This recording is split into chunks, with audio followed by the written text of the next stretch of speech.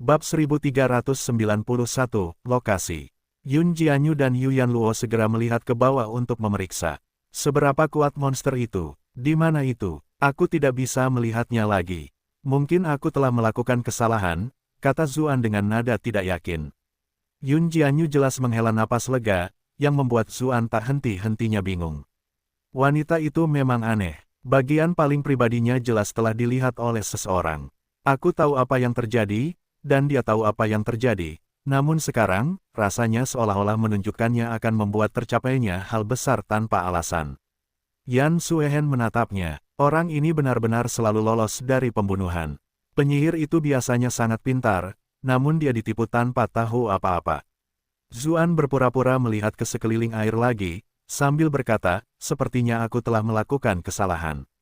Aku begitu tegang sepanjang waktu sehingga aku pasti terlalu curiga. Bocah, apa yang sedang kau permainkan? Teriak Yun Jianyu sambil mencondongkan tubuhnya untuk merobek telinganya. Yu Yanluo merasa sedikit kasihan pada Zuan dan berkata, bukankah bagus jika dia benar-benar tidak melihat apapun? Yan Suehen jelas tidak ingin membiarkan topik itu berlanjut, atau wanita lain akan mulai curiga dengan apa yang telah terjadi. Dia segera bertanya, apakah kalian semua memperhatikan? Mata air ini tampaknya mengandung kekuatan hidup yang kuat, yang di sini sangat melimpah. Aku bisa merasakan bahwa luka-lukaku tampaknya sudah membaik cukup banyak. Setelah tinggal di mata air itu selama beberapa saat, sisik-sisik hitam di tubuhnya telah sepenuhnya menghilang. Kulitnya yang kenyal dan sehat telah pulih seperti sebelumnya. Yun Jianyu memeriksa kondisinya sendiri dan berkata, kamu benar. Dia tidak sempat memeriksa dirinya sendiri dengan saksama karena semua kebencian di sekitarnya. Sekarang setelah dia mengingatnya tentang hal itu dan dia memeriksa dirinya sendiri dengan saksama, dia melihat bahwa luka-lukanya benar-benar telah membaik. Jika sebelumnya luka-lukanya hanya setengah pulih, sekarang lukanya benar-benar telah pulih setengah. Zuan tiba-tiba tenggelam di bawah udara. Ketika dia muncul kembali, dia melihat Yan Suehen dan Yun Jianyu menatapnya dengan marah sambil menutupi dada mereka. Anda telah berhasil menipu Yan Suehen untuk +111 + 111 + 111.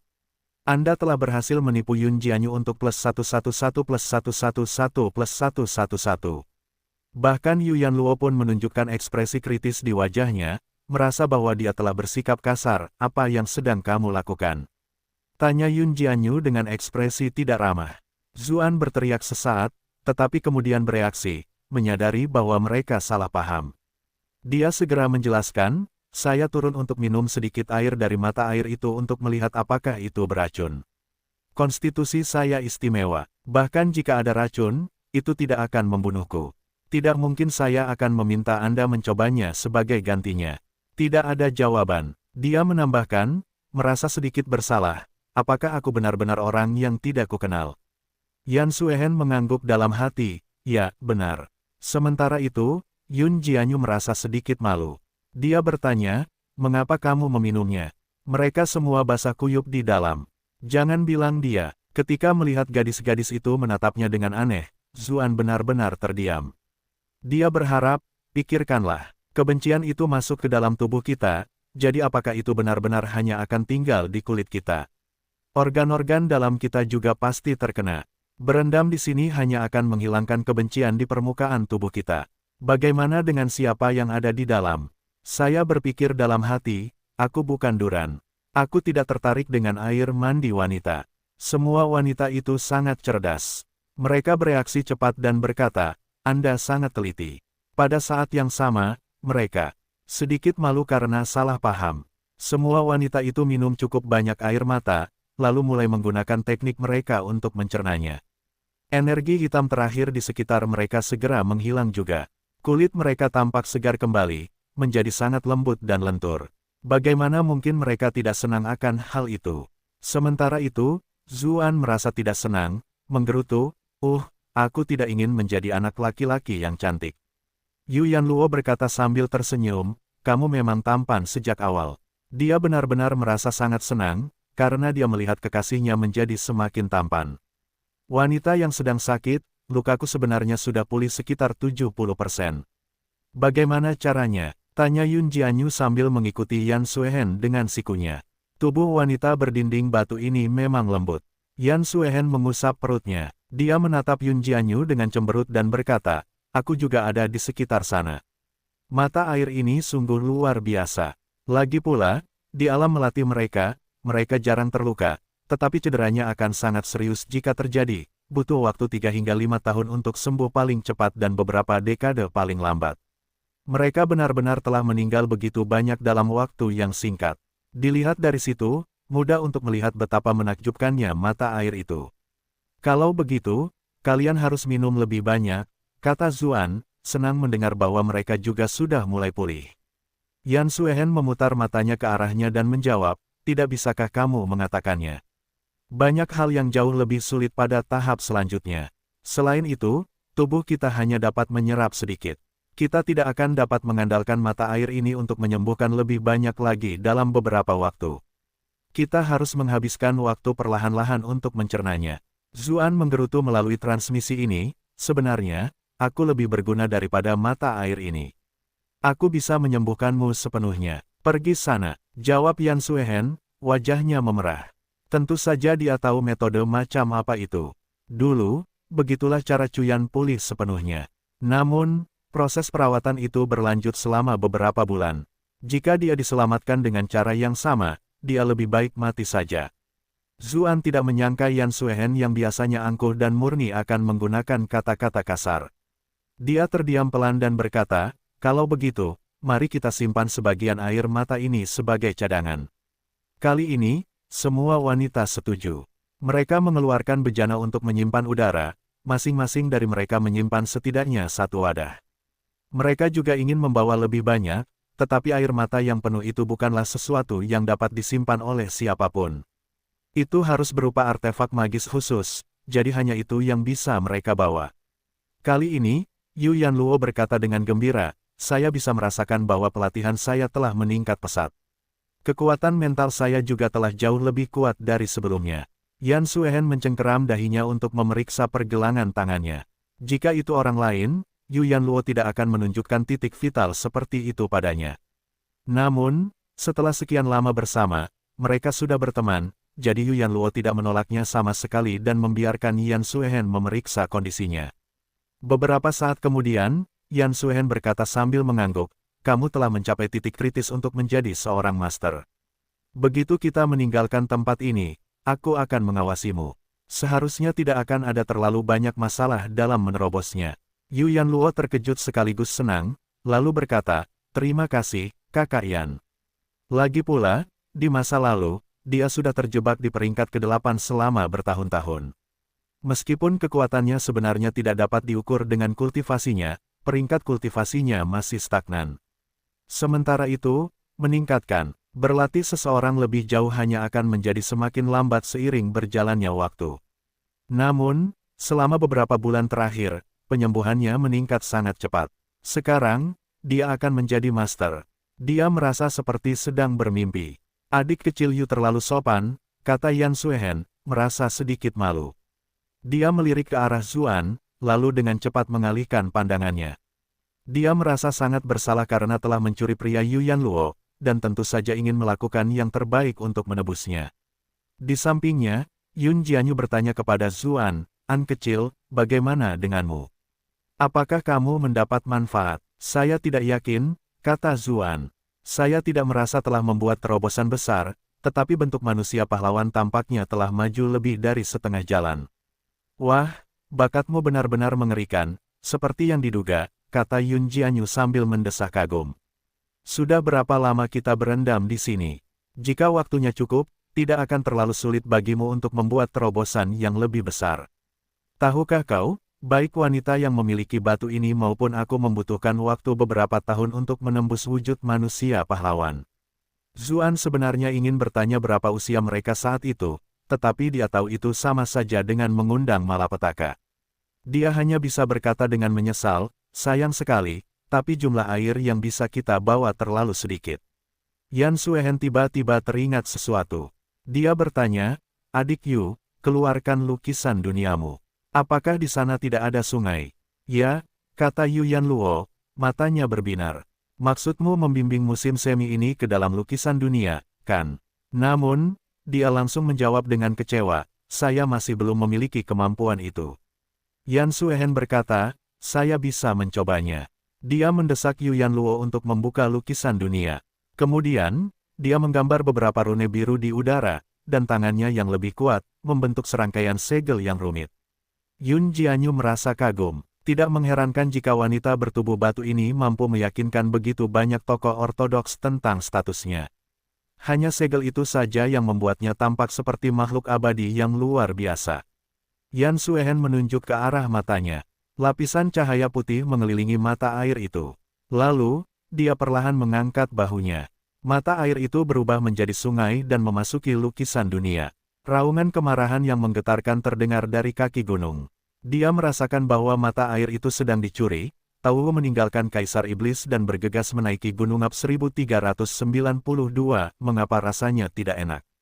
Tidak mungkin Kaisar Iblis akan melepaskan kesempatan yang begitu bagus. Dia mengambil kesempatan itu untuk melancarkan serangan dari belakang. Tauhu menjerit sambil menjerit, jelas telah menderita cukup banyak akibat. Oleh karena itu, dia tidak punya pilihan selain berbalik dan menggigit Kaisar Iblis. Sementara itu, Kaisar Iblis juga penasaran dengan apa yang ada di puncak gunung, jadi dia bertarung sambil bergerak menuju puncak gunung. Ketika kelompok Zuan melihat Tauhu berlari ke arah mereka, mereka semua juga ketakutan. Namun, setelah melihat Kaisar Iblis mulai melawannya lagi dan menyadari bahwa mereka tidak akan berhenti dalam waktu dekat, mereka menghela napas lega. Ketika dia melihat Yan Suehen memfokuskan perhatiannya untuk membawa mata air ke lukisan dunia, Yun Jianyu berkata dengan nada mengejek, wanita yang memakai batu, kamu tidak mengatakan apapun ketika kami mengatakan ingin menyimpan air, namun ketika Little An mengatakan dia ingin menggunakannya, kamu langsung berkata, wanita yang memakai batu, kamu tidak mengatakan apa-apa ketika kami mengatakan ingin menyimpan air, tetapi memikirkan cara. Kamu benar-benar melupakan kesetiaan ketika sedang jatuh cinta. Yan Suehen menjawab dengan malu, ada apa? Dengan yang kosong, apa yang kau katakan? Jelas baru sekarang aku memikirkan ini. Haha gelombang, Yun Jianyu tertawa beberapa kali, jelas tidak yakin. Dahi Zuan menghitam. Dia berkata, Kak Yun, kita sedang dalam situasi yang serius sekarang. Kamu masih ingin memulai pertengkaran. Apa? Apa kau merasa kasihan pada wanita bertubuh batu itu karena aku mengatakan sesuatu? Bentak Yun Jianyu. Dia hanya mengatakan hal-hal dengan acuh tak acuh, tetapi sekarang setelah Zuan berbicara untuk Yan Suehen, dia tidak tahan lagi. Zuan dengan bijaksana memilih untuk menutup mulutnya. Dia dengan cepat mengganti topik pembicaraan, bertanya, apakah kalian semua memperhatikan bahwa mata air ini terlihat kecil, tetapi bahkan setelah mengarahkannya ke dalam lukisan begitu lama, permukaan airnya belum menunjukkan tanda-tanda akan turun. Benar saja, Yun Jianyu menarik perhatiannya. Ia bergerak mendekati lukisan dunia milik Yu Yanluo dan melihat bahwa sungai kecil telah berubah menjadi sungai besar yang bergemuruh.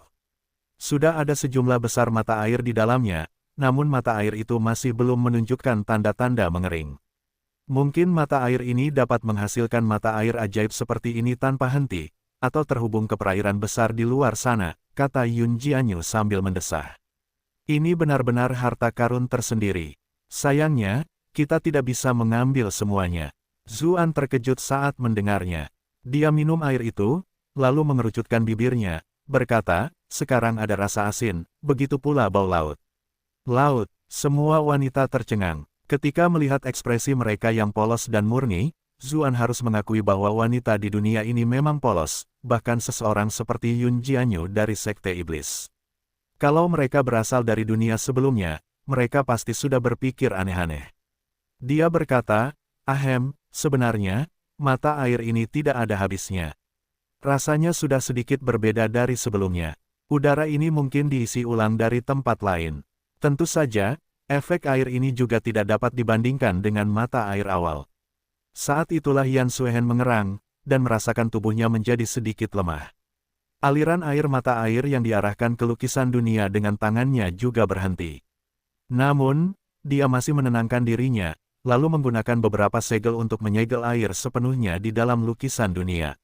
Akhirnya, dia menghela napas dan berkata, aku sudah mencapai batasku.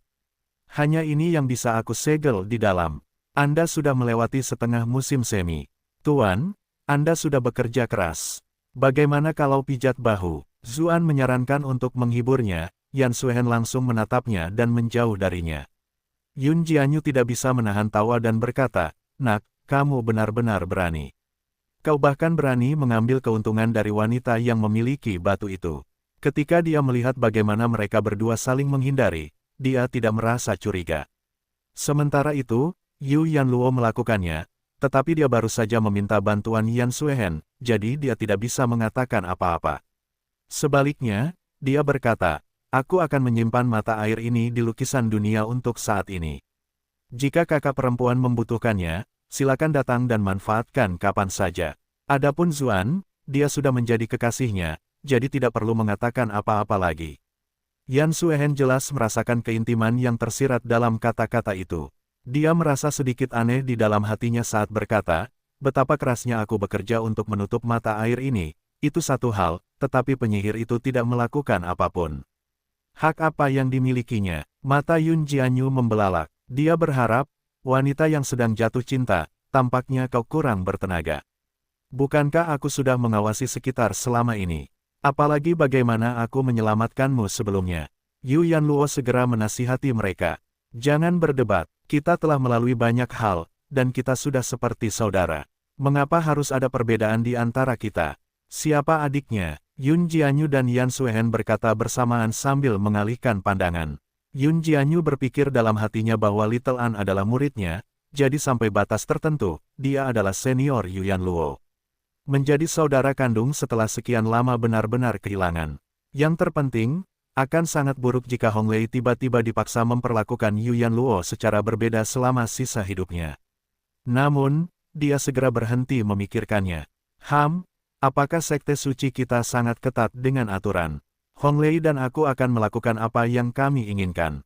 Yan Suehen merasa sedikit bersalah, karena sampai batas tertentu, dia benar-benar telah menjadi saudara perempuan Yu Yanluo. Mungkinkah dia telah menyadari sesuatu, yang membuatnya sengaja mengatakannya?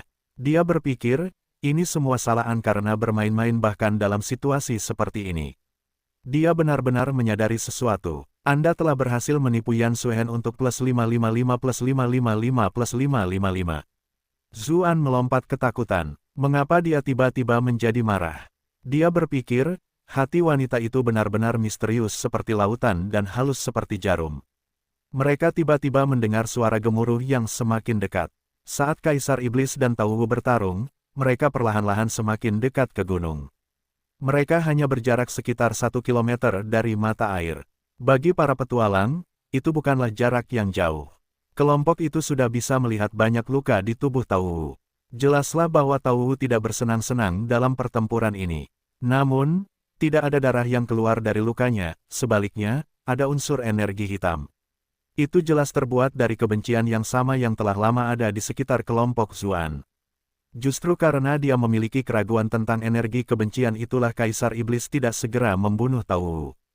"Kita harus cepat-cepat keluar dari sini," seru Yun Jianyu, tidak ingin berdebat lagi. Namun, dia segera melihat bahwa di sisi lain gunung itu ada tebing tanpa dasar. Selain itu, ada kabut hitam yang berputar-putar, dengan segala macam makhluk hitam yang dekatnya tak terlihat berkeliaran di dalamnya.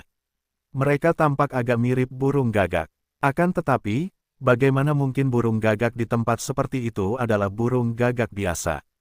Mereka pasti berasal dari sumber yang sama dengan makhluk hitam yang ditemui kelompok itu di sepanjang jalan. Hukum alam di tempat ini juga membatasi mereka untuk terbang. Jika mereka melompat turun, akan sulit untuk keluar dari kehidupan. Namun, Yun Jianyu tidak ingin berakhir di tangan Kaisar Iblis lagi. Dia memutuskan untuk mengambil risiko demi bertahan hidup. Dia baru saja akan melompat ketika Zuan menangkapnya dan berkata, "Jangan bertindak gegabah. Kurasa aku sudah menemukan jalan." Yun Jianyu menatapnya dengan bingung dan melihat bahwa dia sedang menunjuk ke arah udara. Semua wanita itu pintar. Zuan pernah mengatakan bahwa udara itu rasanya seperti udara laut. Jadi itu berarti ada jalan yang mungkin mengarah ke laut di bawah mereka. Zuan memimpin dan masuk ke dalam udara. Para wanita yang mengikuti. Tak lama kemudian, mereka menghilang dari puncak gunung. Kaisar Iblis terkejut melihat apa yang sedang terjadi. Dia segera mengaktifkan kutukan boneka untuk mencoba menahan Zuan agar tetap di tempatnya. Novel bab-bab baru diterbitkan di N0VE, Lab IN, Ko per meter. Mata Golden Crow terbuka di benak Zuan. Namun, seorang wanita berbaju merah segera muncul. Dia menyingkapkan lengan bajunya dan membentak, "Kenapa kamu tidak menutupnya kembali?" Kemudian, lengan bajunya berubah menjadi 2 tirai kain, menghalangi mata besarnya. Kaisar Iblis tercengang. Ternyata ada seseorang yang bisa menghentikan kutukan bonekanya. Siapakah wanita berbaju merah itu? Meskipun auranya tidak tampak begitu kuat, dia bisa merasakan perasaan yang dalam dan mendalam darinya. Namun, dia tetaplah Kaisar Iblis. Dia segera menyadari bahwa teknik wanita itu hanya menangkal kutukan bonekanya untuk sementara, tetapi tidak dapat benar-benar menghilangkannya. Dia mungkin mencapainya dengan meminjam hukum dunia yang kacau. Begitu mereka kembali ke dunia normal, dia tidak akan bisa menghentikannya. Meski begitu, dia merasa sedikit menyesal. Dia tetap meremehkan Zuan. Dia tidak akan memberinya kesempatan lagi saat mereka bertemu lagi. Seluruh tubuh Tauwu berubah menjadi kabut hitam, dan melarikan diri ke kejauhan sementara Kaisar Iblis terganggu. Kaisar Iblis tidak mengejarnya. Monster itu kuat, dan kebencian yang meluap di sekelilingnya terlalu sulit untuk dihadapi. Jika dia benar-benar ingin membunuhnya, ada kemungkinan besar dia sendiri akan kehilangan sebagian kekuatan hidupnya. Itu adalah sesuatu yang sama sekali tidak bisa dia toleransi. Kultivasi ayah kaisar tak tertandingi seperti yang diharapkan, tak terkalahkan di seluruh dunia, kata putra mahkota gagak emas, menghujaninya dengan pujian.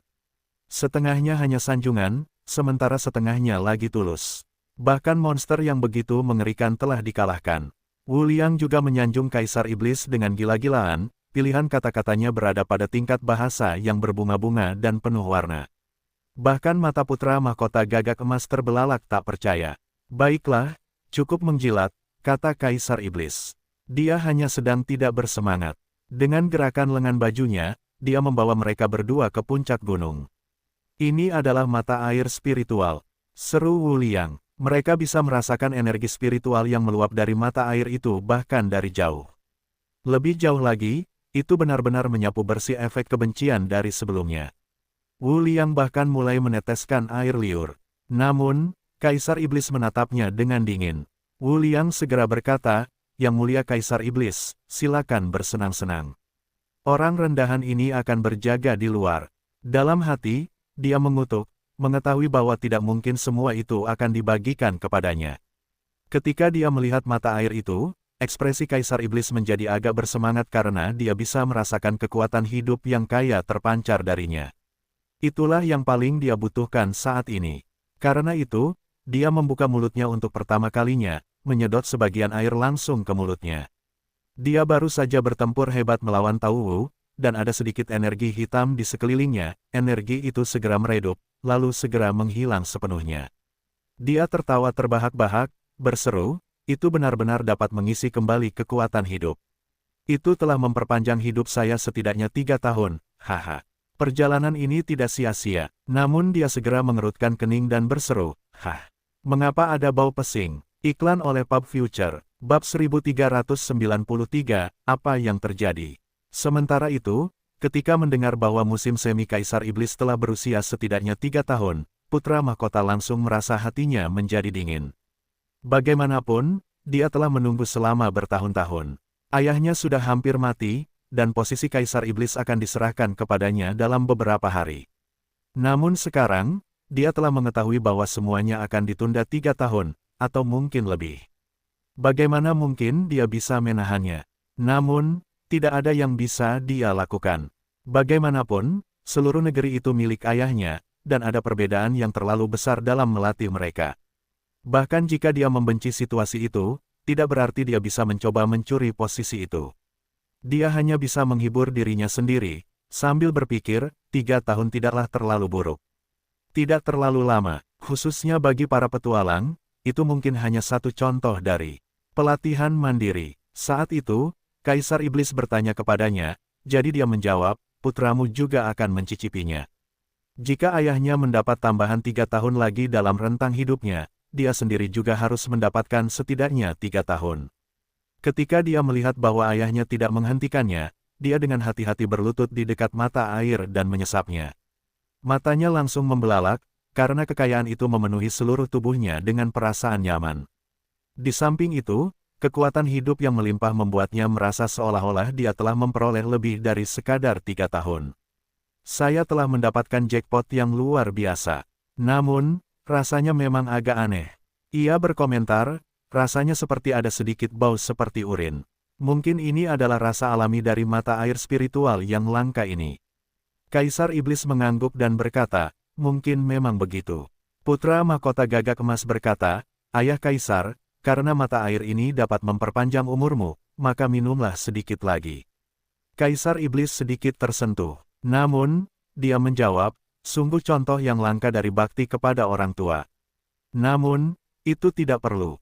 Efek dari sesuatu semacam ini terbatas, dan semakin tinggi tingkat pelatihan seseorang, semakin berkurang efeknya. Fakta bahwa aku mampu memperoleh 3 tahun lagi sudah cukup membuatku puas. Tidak ada gunanya minum lagi. Sebaliknya, kaulah yang harus minum lebih banyak, karena itu akan lebih membantumu. Ayah, putra mahkota gagak emas yang berpura-pura tampak sangat tersentuh, tetapi dia mencibir dalam hati.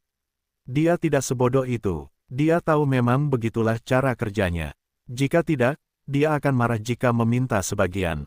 Kemudian, ia meneguk beberapa teguk dengan syukur. Mata air spiritual benar-benar mata air spiritual. Meskipun sedikit berbau seperti air seni, masih ada sedikit rasa manis setelahnya.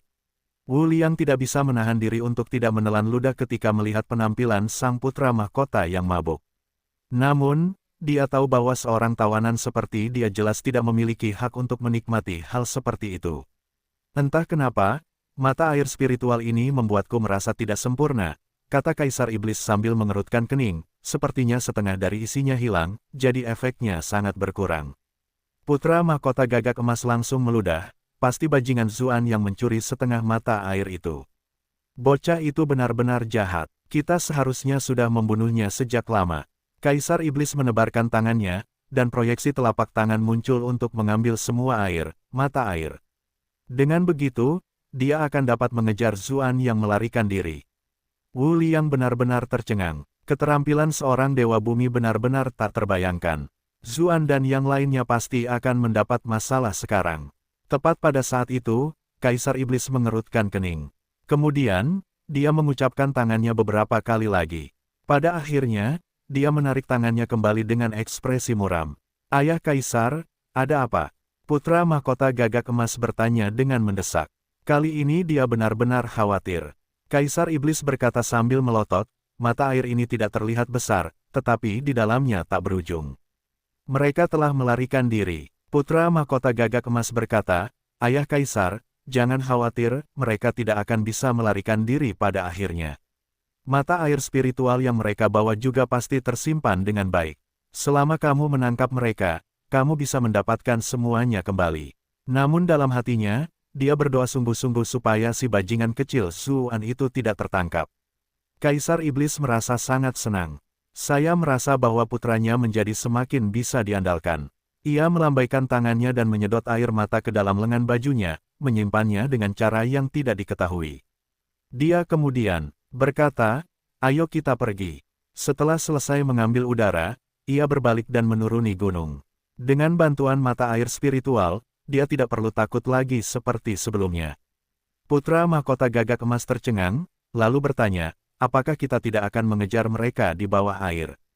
Dia menyesalinya begitu mengatakannya. Kenapa aku harus selalu bicara omong kosong? Jika ayah benar-benar menangkap Zuan, aku akan hancur. Kaisar Iblis menggelengkan kepalanya dan berkata, benda itu terlalu besar dan tampaknya terhubung dengan lautan. Bahkan jika kita mencarinya, kita tidak akan tahu harus mulai dari mana. Selain itu, kami, para gagak emas, memiliki atribut api dan akan mudah dilawan di bawah air. Meskipun dia bisa masuk ke dalam air, dia secara alami tidak menyukai air. Ayah bijak dan cerdas, jawab putra mahkota gagak emas, langsung memuji ayahnya. Dia bertanya, lalu kemana kita harus pergi sekarang? Kaisar Iblis baru saja memperpanjang hidupnya, jadi suasana hatinya cukup baik. Dia dengan sabar menjawab, aku merasakan kekuatan yang familiar di kejauhan. Kita harus pergi dan melihat ke sana. Di sudut, Wu Liang melihat sekeliling. Kekuatan yang familiar, apa artinya itu? Cepatlah, kata putra mahkota gagak emas, menendang pantat Wu Liang. Ayahnya tiba-tiba mendapat tambahan beberapa tahun tanpa alasan apapun, jadi dia hanya bisa melampiaskan suasana hatinya yang buruk pada si gendut itu. Ya, seru Wu Liang, sambil terus menundukkan kepalanya. Ia berpikir dalam hati, sebaiknya kau jangan biarkan aku lolos, atau aku akan menggali seluruh makam leluhurmu, Golden Crow. Sementara kelompok Kaisar Iblis menghilang di kejauhan, kelompok Zuan terus berenang maju di dalam gelembung air. Setelah terbebas dari jajaran pegunungan bulu, mereka tampaknya telah memasuki wilayah lautan yang luas, tempat Zuan menggunakan kemampuan Molert Biru untuk menciptakan gelembung. Seiring dengan pertumbuhan kultivasinya, gelembung yang dapat ia ciptakan juga menjadi jauh lebih besar. Itulah sebabnya mereka tidak lagi berdesakan seperti sebelumnya. Para wanita itu semua duduk di pinggir, seolah-olah mereka tidak ingin mendekatinya sedikitpun. Mereka semua menatapnya. Zuan bertanya dengan nada kesal, "Mengapa kalian menatapku seperti itu? Kamu masih berani bertanya seperti itu?" Yu Yanluo memarahinya. "Pergi ya pergi, jadi kenapa kamu harus?" Ekspresi Zuan berubah serius saat dia menjawab, "Kalian semua mengintipku, bukan?" Yun Jianyu mendengus. Siapa yang mau melihat barangmu? Tetap saja, kau bajingan. Kau benar-benar berani bersikap seperti itu di depan kami. Jika itu orang lain, aku pasti sudah memotongnya. Aku jelas membelakangi kalian, keluh Zuan. Kaisar Iblis itu telah membuat kita menderita, aku harus membalasnya dengan cara apapun. Wajah Yan Suehen memerah. Dia berkata, jika dia tahu bahwa dia meminummu, dia mungkin akan memotong mayatmu menjadi 10.000 bagian. Dengan pemahamannya tentang Kaisar Iblis, tidak mungkin dia bisa menolak air mata air yang mengandung kekuatan hidup yang begitu kaya. Zuan hendak mengatakan sesuatu ketika ekspresinya tiba-tiba berubah. Dia berkata, "Hati-hati, ada monster yang mendekat." Yun Jianyu menatapnya tajam dan membalas, "Bocah, apakah menakut-nakuti kita sekali tidak cukup?" Zuan tidak punya cukup waktu untuk menjelaskan. Dia bergegas mendekat dan menarik para wanita di belakangnya. Pada saat yang sama, mulut besar berdarah menggigit tempat mereka tadi. Gelembung itu langsung pecah, dan mereka jatuh ke dalam air. Namun, ketika mereka akhirnya melihat siapa penyerangnya, ekspresi mereka berubah drastis. Makhluk itu besar sekali, mirip gurita. Tentakelnya tampak lebih dari 1000 meter panjangnya. Di tengah semua tentakel itu ada kepala yang sangat besar. 2/3 dari kepalanya ditempati oleh mulut berdarah. Deretan gigi tajam di dalamnya seperti penggiling daging, cukup untuk mencabik-cabik makhluk hidup apapun. Di dahinya ada 2 mata merah raksasa seukuran lentera yang menatap langsung ke arah kelompok Zuan. Zuan merasakan kulit kepalanya mati rasa saat dia bertanya, "Di alam berlatih apa itu?" Dapatkan bab terbaru di novel.com.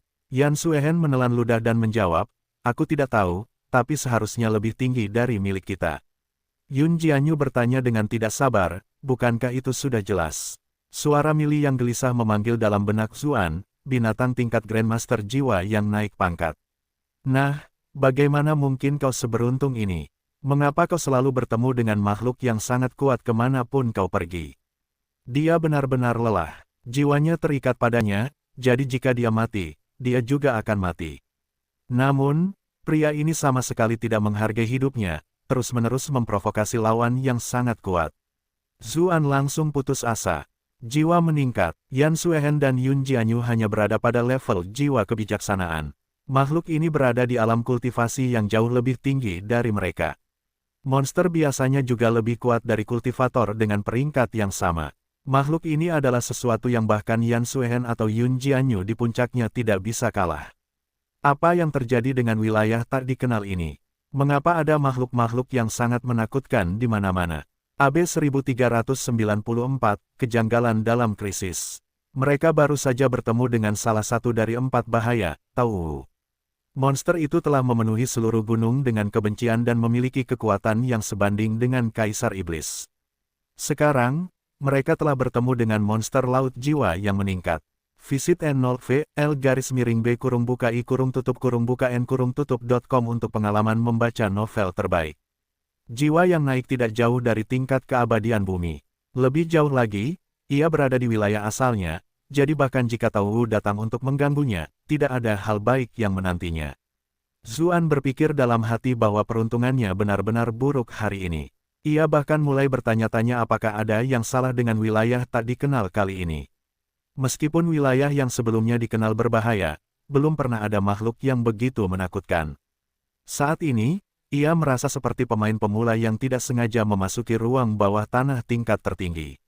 Monster laut mirip gurita raksasa itu bergerak ke arah mereka. Namun, Yun Jianyu mempermalukan dirinya sendiri dan mengeluarkan cincin bulan sabitnya, lalu menemukan tentakel terdekat. Dia telah memulihkan 70% kekuatannya dengan mengandalkan pegas. Dia sekarang jauh lebih percaya diri daripada sebelumnya. Namun, dia terkejut ketika mengetahui bahwa monster itu meluncurkan senjatanya hanya dengan satu cambukan tentakelnya. Meskipun Crescent Ring miliknya bukanlah senjata dewa, itu adalah senjata kelas surga. Senjata itu dapat memotong logam dengan mudah, namun hari ini, senjata itu bahkan tidak dapat memotong daging gurita raksasa itu. Hati-hati, Zuan bertanyanya, ada lebih banyak tentakel yang menyapu ke arahnya. Meskipun dia telah melihat beberapa tentakel, membiarkan wanita cantik di sekitarnya bergantung pada belas kasihan mereka yang terasa sangat berbeda. Namun, Yun Jianyu bereaksi cepat. Sambil mengetukkan jari kakinya, dia melompat mundur seperti putri duyung, menghindari serangan tentakel di sekelilingnya. Meskipun begitu, dia bahkan tidak punya waktu untuk mengatur napas sebelum tentakel lain mengelilinginya. Dia memanggil kembali cincin bulan sabit ke sisinya. Rambutnya yang mencapai pantatnya menyebar keluar. Wajahnya benar-benar gelap, matanya penuh dengan niat membunuh. Lingkungannya berubah menjadi merah darah saat dia mengaktifkan domainnya, tidak lagi menahan diri sama sekali. Meski menghalangi semua tentakel, dia masih terjebak. Sementara itu, suhu tiba-tiba turun. Jejak putih tumbuh di air laut biru ketika sebagian membeku menjadi es. Pedang kepingan salju di tangan Yan Suhen terbang dengan anggun, melepaskan serangan ganas tentakel satu demi satu. Zuan memperhatikan bahwa setiap kali pedangnya mengetuk tentakel, lapisan itu menutupi permukaannya. Akan tetapi, tentakel itu tidak benar-benar membeku. Betapa mengerikankah pedang keping salju milik Yan Suhen. Ketika ia menggunakannya bersamaan dengan domainnya, setiap pembudidaya manusia, bahkan mereka yang berada di peringkat master, dapat langsung berubah menjadi patung beku. Namun sekarang, gurita besar ini hanya memiliki lapisan es yang menutupi tentakelnya secara perbandingan, Yuyan Luo berada dalam bahaya yang jauh lebih besar. Kultivasinya lebih rendah dari kedua Grandmaster itu. Sebuah tentakel dengan cepat melilitnya. Kegagalannya menghindari waktu yang tepat dengan cepat mengakibatkan lebih banyak tentakel yang mengikatnya dengan kuat di tempatnya. Zuan terkejut. Ia baru saja akan bergegas menyelamatkannya ketika ia melihat Yuyan Luo tiba-tiba muncul kembali sekitar belasan meter jauhnya. Sementara itu, tentakel-tentakel itu juga mengendurkan ketegangan mereka. Ternyata mereka hanya menangkap sebuah gambar yang sudah tercabik-cabik. Zuan segera menggunakan Grand Gale untuk bergerak ke sisi Yuyan Luo. Wajahnya pucat pasi, dan dia masih merasa takut saat melihat tentakel gurita raksasa itu. Dia menjelaskan, setelah melihat metode Paper Bright, saya juga belajar cara membuat beberapa pengganti. Dia sangat ahli dalam menggambar, dan gambar-gambarnya dibuat di atas kertas, sehingga kemampuan mereka memiliki banyak kesamaan. Mudah baginya untuk belajar dari referensi. Namun, Zuan tak sempat memujinya, karena lebih banyak tentakel yang menerjang mereka berdua. Dia mengeluarkan Poisonous Prick, berpikir untuk memberinya pelajaran yang pantas. Poisonous Prick adalah senjata yang tampaknya mengandung hukum dan prinsipnya sendiri. Selama bisa menembus dan menyebabkan luka, gurita raksasa ini pasti akan mati, meskipun menjadi Grandmaster jiwa peningkatan yang mengerikan. Jika itu adalah peningkatan jiwa lainnya, dia belum tentu bisa menyakiti mereka, tetapi gurita ini terlalu besar. Terlebih lagi, gurita itu mengacungkan tentakelnya ke arahnya. Jika dia tidak bisa mendaratkan tembakan bahkan dalam situasi seperti itu, dia akan menjadi seperti penyerang tim sepak bola nasional dari dunia sebelumnya. Zuan khawatir pertahanannya terlalu tinggi, jadi dia menggunakan Star Shattering Imprint. Kekuatannya meningkat 10 kali lipat saat dia menusukkan Poisonous Prick ke tentakel yang datang. Menyembur, Zuan bersorak dalam hati, karena tahu. Namun, ekspresinya langsung berubah, karena ada yang tidak beres dengan niatnya. Tentakelnya terlalu licin, jadi serangannya dibelokkan ke suatu sudut. Gurita besar itu tampak sangat ketakutan dan segera menarik kembali semua tentakelnya. Raungan yang menggetarkan dunia mengundang ke seluruh wilayah itu. Gurita raksasa itu jelas marah karena hampir mati di tangan seekor semut. Anda telah berhasil menipu Kraken untuk plus 999 plus 999 plus 999. Zuan merasakan hawa dingin di tulang belakangnya. Benda ini disebut Kraken. Saat tentakel itu menjauh, Yan Suhen dan Yun Jianyu akhirnya melepaskan diri dan bergerak ke sisinya. Mereka semua diam-diam sepakat untuk berbalik dan lari di tempat itu. Mereka tahu bahwa bahkan jika mereka bergabung, mereka mungkin tidak sebanding dengan monster laut tahap jiwa yang naik. Karena pelatihannya cukup tinggi, mereka mampu bertahan lama di udara tanpa bernapas. Namun, jika mereka bertarung dengan intens, mereka pasti tidak akan mampu bertahan selama itu. Lebih jauh lagi, ketika mereka berada di udara, baik itu kecepatan serangan mereka atau konsumsi bahan bakar mereka, akan beberapa kali lebih sulit untuk bertahan hidup daripada di daratan. Apa yang terjadi? Apa kau melewatkannya? Tanya Yun Jianyu dengan ketakutan saat mereka melarikan diri. Para wanita tentu tahu betapa kuatnya tusuk racun di tangan Zuan, karena mereka telah bekerja sama untuk membunuh cacing maut bersisik. Zuan mengangkat belati di depan mereka. Saat mereka melihat lapisan lendir merah muda di sekitarnya, dia berkata dengan ekspresi aneh, tentakel benda itu menutupi lapisan lendir tebal. Tidak hanya memiliki kekuatan pertahanan yang sangat kuat, itu juga membuat seranganku bergeser ke satu sisi, menyebabkannya meleset. Racun itu hanya bisa mengenai sasarannya pada waktu tertentu, jadi dia tidak bisa menusuk daging monster laut itu sekalipun. Namun, setelah mempelajari pelajaran itu, Kraken tidak akan memberikan kesempatan kedua. Ini buruk, monster laut itu mengejar kita, dan dia jauh lebih cepat dari kita. Kita tidak akan bisa lolos, kata Yuyan Luo. Dia berbalik dan melihat gurita raksasa itu mengirimkan tentakel yang tak terhitung jumlahnya kemana-mana, melilitnya seperti jaring besar. Wajahnya menjadi pucat pasi. Wanita secara alamiah memiliki rasa takut dan benci terhadap benda-benda seperti tentakel. Ketika mereka membayangkan akan ditangkap oleh benda-benda itu, bahkan Yun Jianyu dan Yan Suhen, yang tidak takut mati, merasa takut. Zuan tahu mereka akan segera ditangkap juga. Ekspresi tegas muncul di wajah Yuyan Luo. Namun, pada saat itu, Yan Suhen berhenti dan berkata, jangan lakukan itu. Ada perbedaan berlatih yang terlalu besar di antara kalian berdua. Bahkan jika kamu melepaskan mata Medusa dengan kekuatan penuh, kamu tidak akan bisa membuatnya menjadi batu, dan hanya akan menghancurkan dirimu sendiri. Dia secara pribadi telah mengalami tingkat tertinggi mata Medusa sebelumnya, jadi dia berhak mengatakannya. Rambut Yan Suhen berkibar-kibar, dan cahaya putih perlahan menyebar keluar darinya. Sementara itu, Yun Jianyu juga mengeluarkan lentera permaisuri dengan ekspresi dingin. Zuan dengan cepat meraih tangan Yun Jianyu dan berkata, kalian berdua, jangan terburu-buru. Aku punya caranya. Dia ingat bahwa di ruang bawah tanah rahasia kota Brightmoon, dia secara pribadi menyaksikan Cucuyan menggunakan keterampilan terlarang tertentu untuk mengalahkan Si Kun, yang sama sekali bukan lawan mereka. Setelah menggunakan keterampilan itu, dia hampir binasa. Yan Suhen jelas telah mengajarkan keterampilannya itu, dan situasinya saat ini sama seperti Cucuyan saat itu. Meskipun dia tidak tahu apa yang dilakukan Yun Jianyu, dia tahu itu pasti melibatkan metode yang sama. Pertama-tama, mereka berdua terluka. Menggunakan teknik terlarang untuk mengalahkan musuh bebuyutan ini dapat menyebabkan mereka mati di tempat, dan itu pun tidak menjamin keselamatan mereka. Apakah kau akan menggunakan keyboard cam, atau semacamnya lagi? Jika kau melakukannya, kau juga akan mati, kata Yan Suhen sambil mengerutkan kening. Kraken adalah pembudidaya jiwa Ascension yang telah mengolah jiwa Yin. Seluruh lautan berada dalam kendalinya. Bahkan jika mereka menempuh jarak beberapa kilometer, mereka tetap tidak akan berada di luar persepsinya. Jika keyboard cam digunakan untuk mengalahkan monster laut, dengan perbedaan kekuatan mereka yang sangat besar, Zuan akan mati terlebih dahulu sebelum ia sendiri yang mati. Tidak, jawab Zuan. Saya tidak sempat menjelaskannya. Ia mengeluarkan bangkai Scarlet Deadworm dari Brilliant Glass Bat dan melemparkannya ke gurita raksasa di belakangnya. Kemudian, ia meraih wanita ketiga itu dan berenang menuju dasar laut berikan. Energi dan persiapan pukul 1:07. Iklan oleh Pub Future, bab 1395, akhirnya tiba. Begitu mayat Scarlet Deadworm yang panjangnya ratusan meter itu muncul, Kraken itu tampak seperti sedang menghadapi musuh besar. Ia tidak mau repot-repot mengejar mereka lagi, dan malah menyemprotkan cairan merah muda yang tak ada habisnya ke Scarlet Deadworm.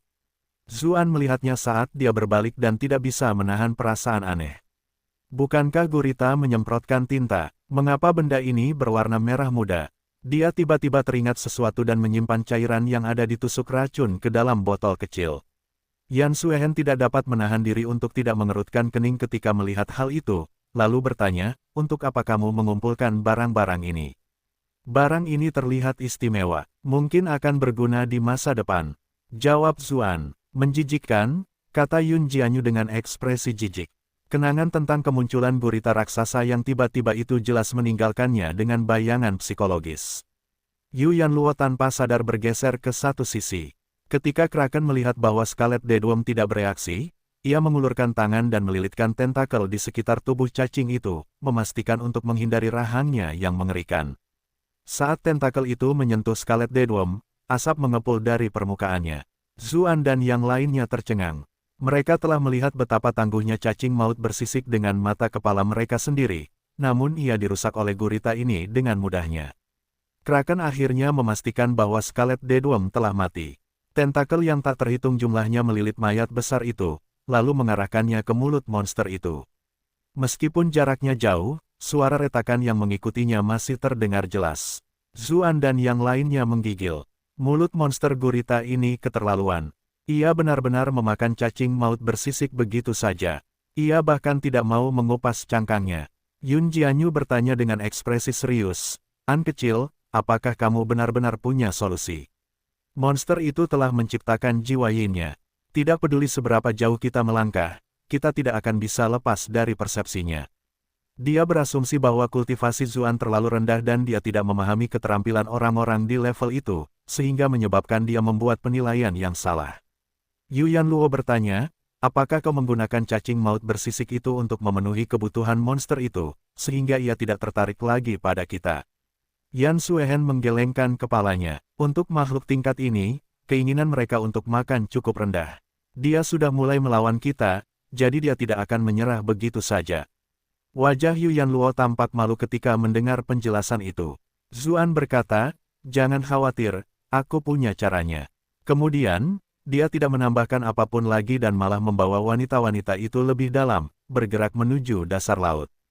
Bagi orang biasa, tekanan udara akan cukup untuk menghancurkannya menjadi seperti panekuk. Namun, mereka semua memiliki kultivasi yang tinggi, jadi tubuh mereka lebih kuat dari itu. Mereka dapat menahan tekanan udara yang kuat. Akan tetapi, semakin mereka tenggelam, semakin redup cahaya di sekitar mereka. Akhirnya, lingkungan sekitar mereka menjadi gelap gulita. Ketika dia melihat bahwa segala sesuatu di sekitar mereka benar-benar gelap, seolah-olah seekor binatang raksasa telah membuka mulutnya di sekitar mereka, bahkan Yun Jianyu yang pemberani mulai menjadi sedikit takut. Dia berkata, "An kecil, apa yang sebenarnya kamu lakukan?" Kulit kepala Zuan juga mati rasa. Ketakutan terhadap laut dalam adalah sesuatu yang tertanam dalam diri manusia. Namun, dia menjawab, "Set. Jangan bersuara." Tanpa mereka sadari, mereka telah tiba di dekat dasar laut. Di sekeliling mereka tampak ada tebing, tetapi tidak ada cahaya yang tersisa. Zuan tidak ingin melanjutkan perjalanan lebih jauh lagi. Oleh karena itu, ia membuka pakaiannya dan memeluk ketiga wanita itu. Yu Yanluo adalah salah satunya, tetapi Yun Jianyu dan Yan Suehen tercengang dan tak sadarkan diri. Namun, setelah berada di sekitar Zuan selama ini, mereka tahu bahwa meskipun dia sedikit mesum, dia pasti tidak akan membiarkannya menguasainya dalam situasi seperti itu. Walaupun mereka bingung, mereka tidak mengatakan apa-apa. Gemuruh, mereka mendengar suara keras, seolah-olah ada sesuatu yang berat jatuh. Udara laut di sekitarnya melonjak. Semua orang di kelompok Zuan memiliki pelatihan yang tinggi. Meskipun di sekitar kegelapan mereka, mereka kurang dapat merasakan apa yang terjadi melalui jiwa dan energi mereka di sekitarnya. Sebuah kerangka besar terletak sekitar 100 meter dari mereka. Panjangnya sekitar 300 meter, dan patah di beberapa tempat. Banyak sisik berserakan di sekitarnya. Itu adalah kerangka Scarlet Deadworm. Diperbarui dari 0,0 per meter. Beberapa makhluk mirip serangga tiba-tiba muncul dari berbagai arah. Serangga penyerang itu merangkak ke kerangka besar itu dan mulai mengunyahnya. Bahkan ada beberapa yang masih tampak tidak puas dan masuk ke dalam persendian untuk melahapnya. Kelompok Zuan tercengang. Tulang biasa saja sudah cukup keras, terutama tulang cacing maut bersisik tingkat Grandmaster. Gigi mereka sangat parah dan sistem pencernaan serangga ini, hingga mereka bisa memakan tulang yang keras sekalipun. Mereka semua mendesah. Mereka tidak pernah menyangka binatang buas itu akan mati tanpa meninggalkan tulang sedikit pun. Namun, para wanita langsung khawatir. Meski tempatnya benar-benar gelap, dengan melatih mereka, mereka masih bisa melihat benda-benda dari jarak yang jauh. Kultivasi rasa percaya diri itu bahkan lebih tinggi dari mereka, jadi bagaimana mungkin ia tidak merasakannya. Saat itu, arus air beriak. Sebuah massa hitam besar muncul di dekat mereka. Mereka semua begitu gugup hingga jantung mereka seakan mau copot dari dada, karena itu adalah monster gurita yang mengerikan. Kemudian, Zuan berbicara kepada mereka melalui Qi. Jangan gugup, aku telah menggunakan kemampuan tersembunyi dalam kegelapan. Selama kita berada dalam kegelapan total, kita dapat menghindari persepsinya. Tarik kembali persepsi kalian dan jangan biarkan jiwa kalian mengembara, atau kalian akan mengungkap kami. Tidak buruk, Little An. Kamu benar-benar memiliki keterampilan yang hebat, kata Yun Jianyu, merasa terkejut sekaligus senang. Wajah Yan Suehen tiba-tiba memerah. Dulu, saat orang ini bersembunyi di balik spray dan Yun Jianyu tidak menyadari apapun saat memeriksa kamar, dia merasa sedikit aneh. Jadi itu karena keterampilan ini. Bagaimana orang ini bisa punya begitu banyak keterampilan aneh? Dan semuanya sangat bagus untuk hal-hal terlarang. Sementara itu, Yu Yanluo bersandar ke pelukan Zuan dengan ekspresi bangga. Mungkin Kraken merasakan sesuatu, saat ia mulai perlahan-lahan mendekati mereka. Tentakelnya, yang panjangnya ratusan meter, berkeliaran ke segala arah, seolah-olah mereka sedang memeriksa sesuatu yang mencurigakan. Salah satu tentakelnya benar-benar mendekat sehingga jaraknya kurang dari 1 meter dari mereka, dan mereka bahkan dapat dengan jelas mencium bau amisnya yang khas. Bahkan Zuan sangat gugup. Meskipun dia telah menyembunyikan ketiga wanita itu di balik pakaiannya, dia tidak yakin apakah keterampilan itu akan berhasil pada mereka semua. Jadi, dia juga menggunakan Blue Molert untuk menggabungkan aura mereka dengan air di sekitarnya. Namun, pada saat itu, dia hanya bisa menyerahkan segalanya pada takdir. Ketiga wanita itu juga sangat gugup. Meskipun mereka tahu bahwa mereka harus tetap setenang mungkin agar hati mereka bisa setenang mungkin, berada dalam balutan pakaian Zuan membuat posisi mereka menjadi lebih intim daripada pasangan pada umumnya. Mereka dapat dengan jelas merasakan detak jantungnya, dan napasnya saat ia mengembuskan napas. Yan Suehen kemudian teringat malam itu di pegunungan salju besar.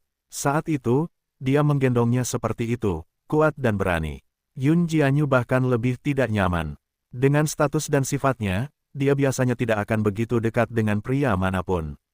Dia berpikir dalam hati bahwa dia harus membuat jarak ketika dia punya kesempatan, atau dia praktis sudah memberikan segalanya padanya.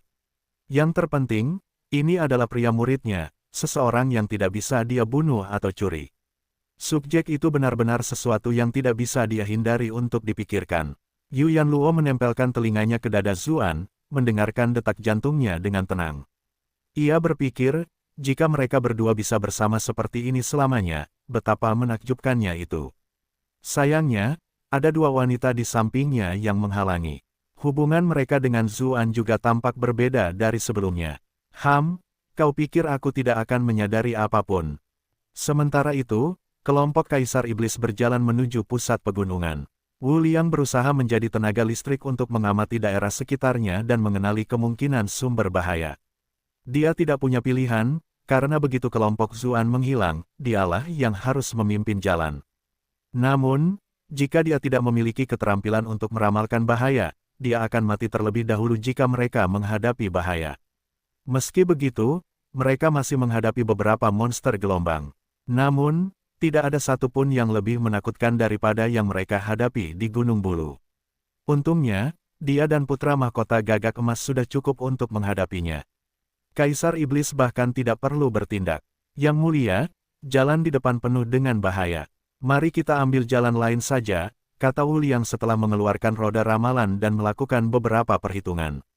Jarumnya terus berputar tanpa henti, membuatnya benar-benar ketakutan. Namun, Kaisar Iblis tidak bereaksi sama sekali, malah berjalan ke arah yang menurut Wu Liang berbahaya. Putra mahkota gagak emas segera mengikuti dari belakang. Dia tidak tahu tempat mana yang berbahaya, tetapi dia tahu bahwa tempat paling aman ada di sisi ayahnya. Wu Liang berteriak dalam hati, tetapi dia hanya bisa menguatkan diri dan mengikuti mereka. Setelah mereka melakukan perjalanan lama, angin dingin bertiup melewati mereka. Sebuah suara samar terdengar memanggil mereka, berkata, "Kalian akhirnya tiba. Berikan energi dan persiapan pukul 0:1, pukul 1:07. Iklan oleh Pub Future, bab 1396, efek sisa. Wu Liang hampir terkesiap saat mendengar suara itu.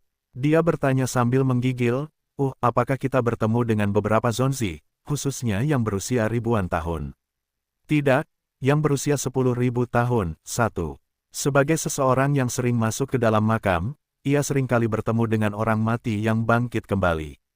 Lagi pula, bagaimana mungkin makam yang menurutnya layak dirampok adalah milik orang biasa?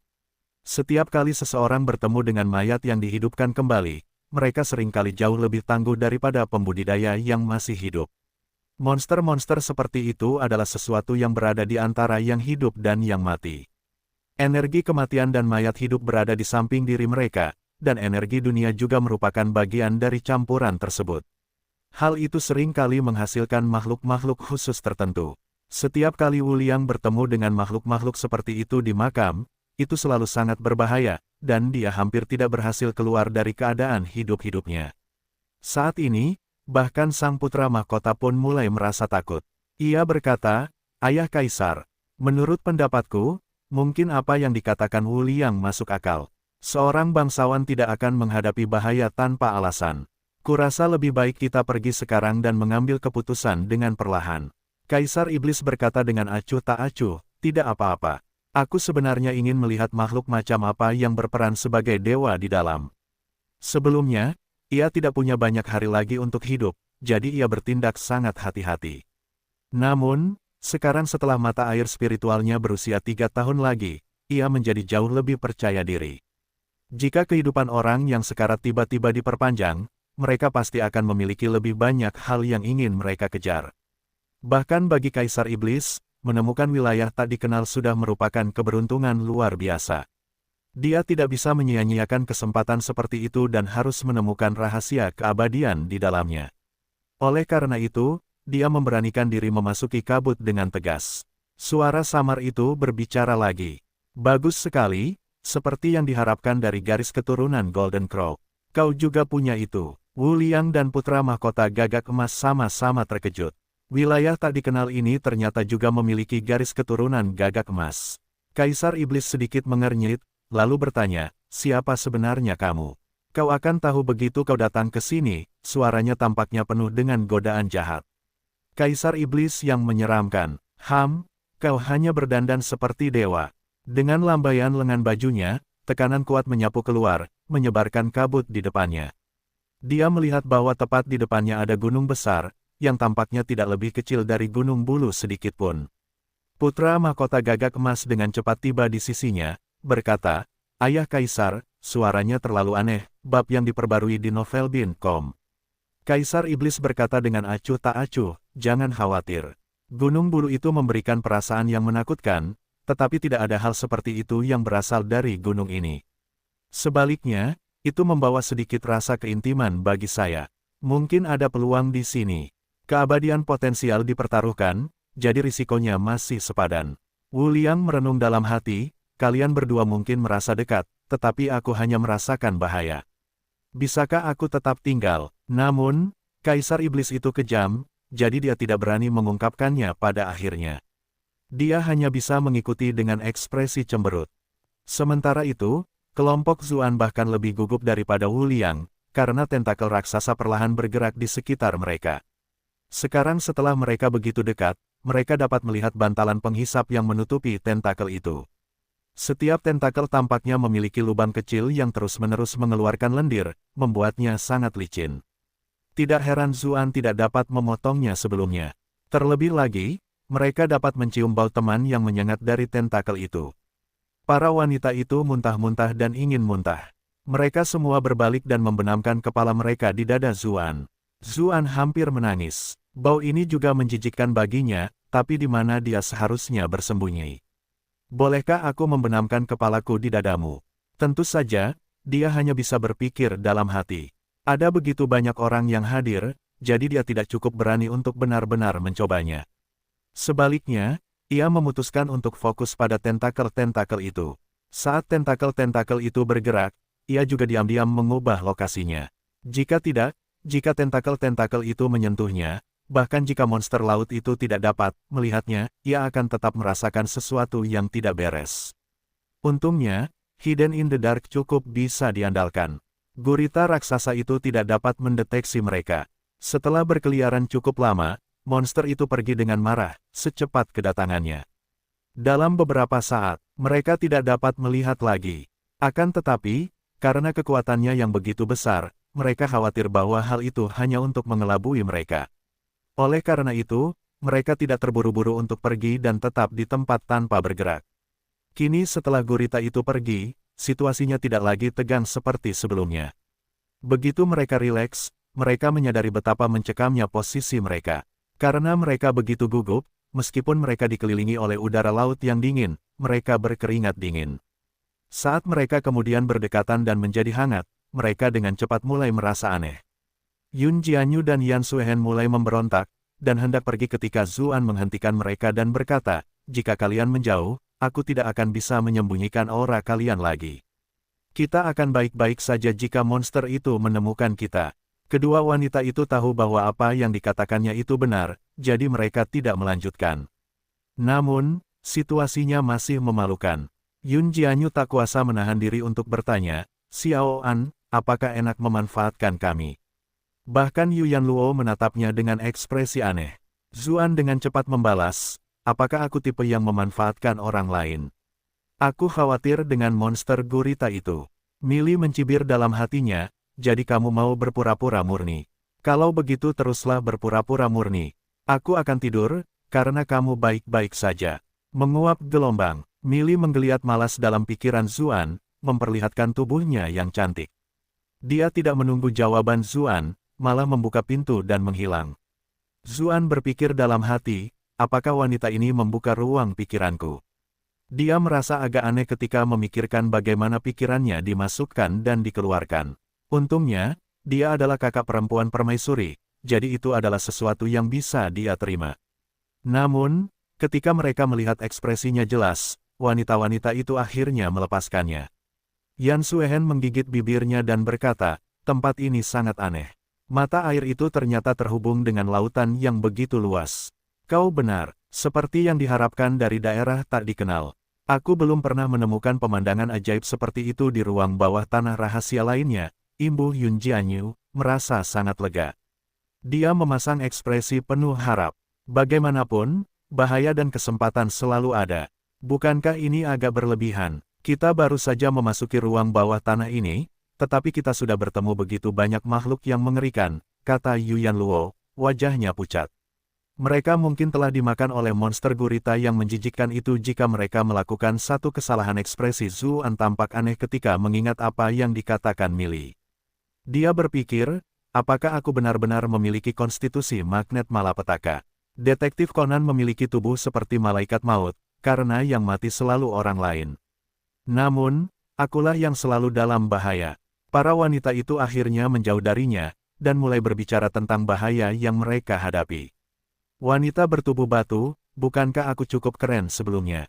Aku tidak terluka sama sekali bahkan saat menghadapi serangan jiwa monster yang naik ke atas. Itu hanya keterampilan yang gegabah. Menurutku, tidak seindah teknik substitusi adik perempuan Yu. Dia benar-benar mampu melepaskan diri dari cengkeraman itu. Kemampuan adik kecil Yu memang hebat. Wanita dingin, apakah kamu melakukan sesuatu yang memalukan? Kenapa kamu selalu memuji adik kecil Yu? Penyihir, omong kosong macam apa yang kau katakan? Kakak, tolong jangan menangis lagi. Tidakkah dermaga tentakel-tentakel tadi baunya sangat tidak enak? Kau benar, kupikir kau hanya membuatku malu. Ketika Zuan memperhatikan para wanita itu berbicara dengan bersemangat, dia menyadari bahwa mungkin karena mereka terlalu bersemangat, wajah mereka semua menjadi sedikit merah, yang membuat mereka tampak lebih memikat. Selain itu, suara mereka semua manis dan menyenangkan. Seolah-olah mereka adalah gadis-gadis manis yang bertingkah manja. Zuan tiba-tiba menggigil. Tunggu, dengan sifat Yun Jianyu yang mendominasi, bagaimana aku bisa menggambarkannya seperti itu? Lagi pula, Yan Suehen biasanya dingin seperti itu. Dia bahkan cenderung tidak akan bersikap seperti itu. Kedua wanita itu juga menyadari ada sesuatu yang tidak beres. Yun Jianyu membelalakkan matanya dan bertanya, tidak ada yang beres. Dia dan Yan Suehen saling berpapasan. Mereka segera bertanya, itu lendir merah muda. Kedua wanita itu langsung meninggalkan pelukan Zuan, pipi mereka memerah. Yu Yanluo ketakutan dan bertanya, apa yang kalian berdua lakukan? Yun Jianyu segera berkata, itu tidak ada hubungannya denganmu. Yu Yanluo sudah jatuh cinta pada Zuan. Bahkan jika dia telah diracuni, itu tidak masalah. Namun, berbeda bagi Yun Jianyu dan Yan Suehen. Oleh karena itu, Yun Jianyu segera duduk di dasar laut untuk menyesuaikan energinya dan menghilangkan efek racun. Yan Suehen duduk hampir bersamaan. Udara di sekitarnya bahkan mulai membeku dengan kecepatan yang terlihat. 1. Zonzi, berarti nasi ketan yang dibungkus daun bambu. Maksudnya adalah orang yang telah meninggal terbungkus selama 1000 tahun sambil menunggu mereka kesenangan kebugaran di taman pukul 0:1 pukul 1:7. Iklan oleh Pub Future, bab 1397, terlalu dini untuk merasa bahagia. Yu Yanluo menatap kekasihnya dan bertanya dengan nada manis, "Ah Zu, apa yang terjadi pada mereka?" Dia bisa merasakan tubuhnya sedikit beku. Segala macam adegan intim dengan kekasihnya muncul di benaknya. Dia tidak bisa menahan diri untuk tidak menyilangkan kakinya, dan akhirnya mulai menggesekkan tubuhnya ke tubuh Zuan. Namun, dia tetaplah orang luar biasa. Dia bereaksi cepat dan berteriak kaget, menjauhkan diri dari Zuan. Zuan menariknya kembali dan bertanya, mengapa kamu mengikuti mereka? Ah Zu gelombang, seru Yu Yanluo, meskipun dia merasa malu dan tertekan saat melihat kedua wanita yang sedang mengatur energi mereka. Tentu saja akan baik-baik saja jika hanya mereka berdua, tetapi masih ada orang lain di sana. Bagaimana dia bisa melakukan hal seperti itu? Zuan mengalirkan sebagian cairan tubuhnya, tetapi dia merasa semuanya baik-baik saja. Dia bertanya dengan bingung, apa yang terjadi pada kalian semua? Sepertinya lendir kental besar itu adalah afrodisiak yang sangat kuat, kata Yun Jianyu, pipinya memerah. Rambutnya yang panjang berkibar-kibar di arus sungai dan mengetuk-netuk pantatnya dengan lembut, membuat Grandmaster yang biasanya berani dan kejam itu terlihat sangat menawan. Kami mungkin terkena beberapa hal saat kami melawannya tadi, kata Yan Suehen. Jika dia biasanya adalah Dewi Es, dia sekarang benar-benar jatuh ke dunia biasa. Dia sekarang memiliki aura yang sedikit menyedihkan yang membuat orang lain tidak dapat menahan diri untuk tidak berpikir untuk merusak kemurniannya. Dia menjelaskan, benda merah muda yang disemprotkannya ke Scarlet Deadworm mungkin memiliki efek yang sama. Meskipun kami mundur dengan cepat, kami tetap tidak dapat menghindari terkena saat itu. Yu Yanluo merasa kagum. Tidak heran banyak orang senang menyebut Yan Suehen sebagai dewi. Bahkan ketika dia terkena racun seperti itu, dia masih bisa dengan tenang menjelaskan efeknya kepada semua orang. Tingkat ketenangan seperti itu benar-benar mengejutkan. Zuan menatap wanita ketiga itu, lalu bertanya sambil mengangkat bahu, lalu mengapa aku baik-baik saja? Kau baik-baik saja. Mata Yun Jianyu dan Yan Suehen membelalak kaget. Mereka benar-benar kacau, hanya bisa menahan diri dengan tekad yang kuat. Suara mereka bahkan sedikit bergetar saat berbicara, namun ini baik-baik saja. Bagi orang tersebut, jika mereka tidak tahu siapa dia, mereka mungkin akan mengira bahwa dialah yang telah memberi mereka racun. Mungkinkah kekebalan racunmu menghalanginya? Yu Yanluo bertanya, matanya berbinar.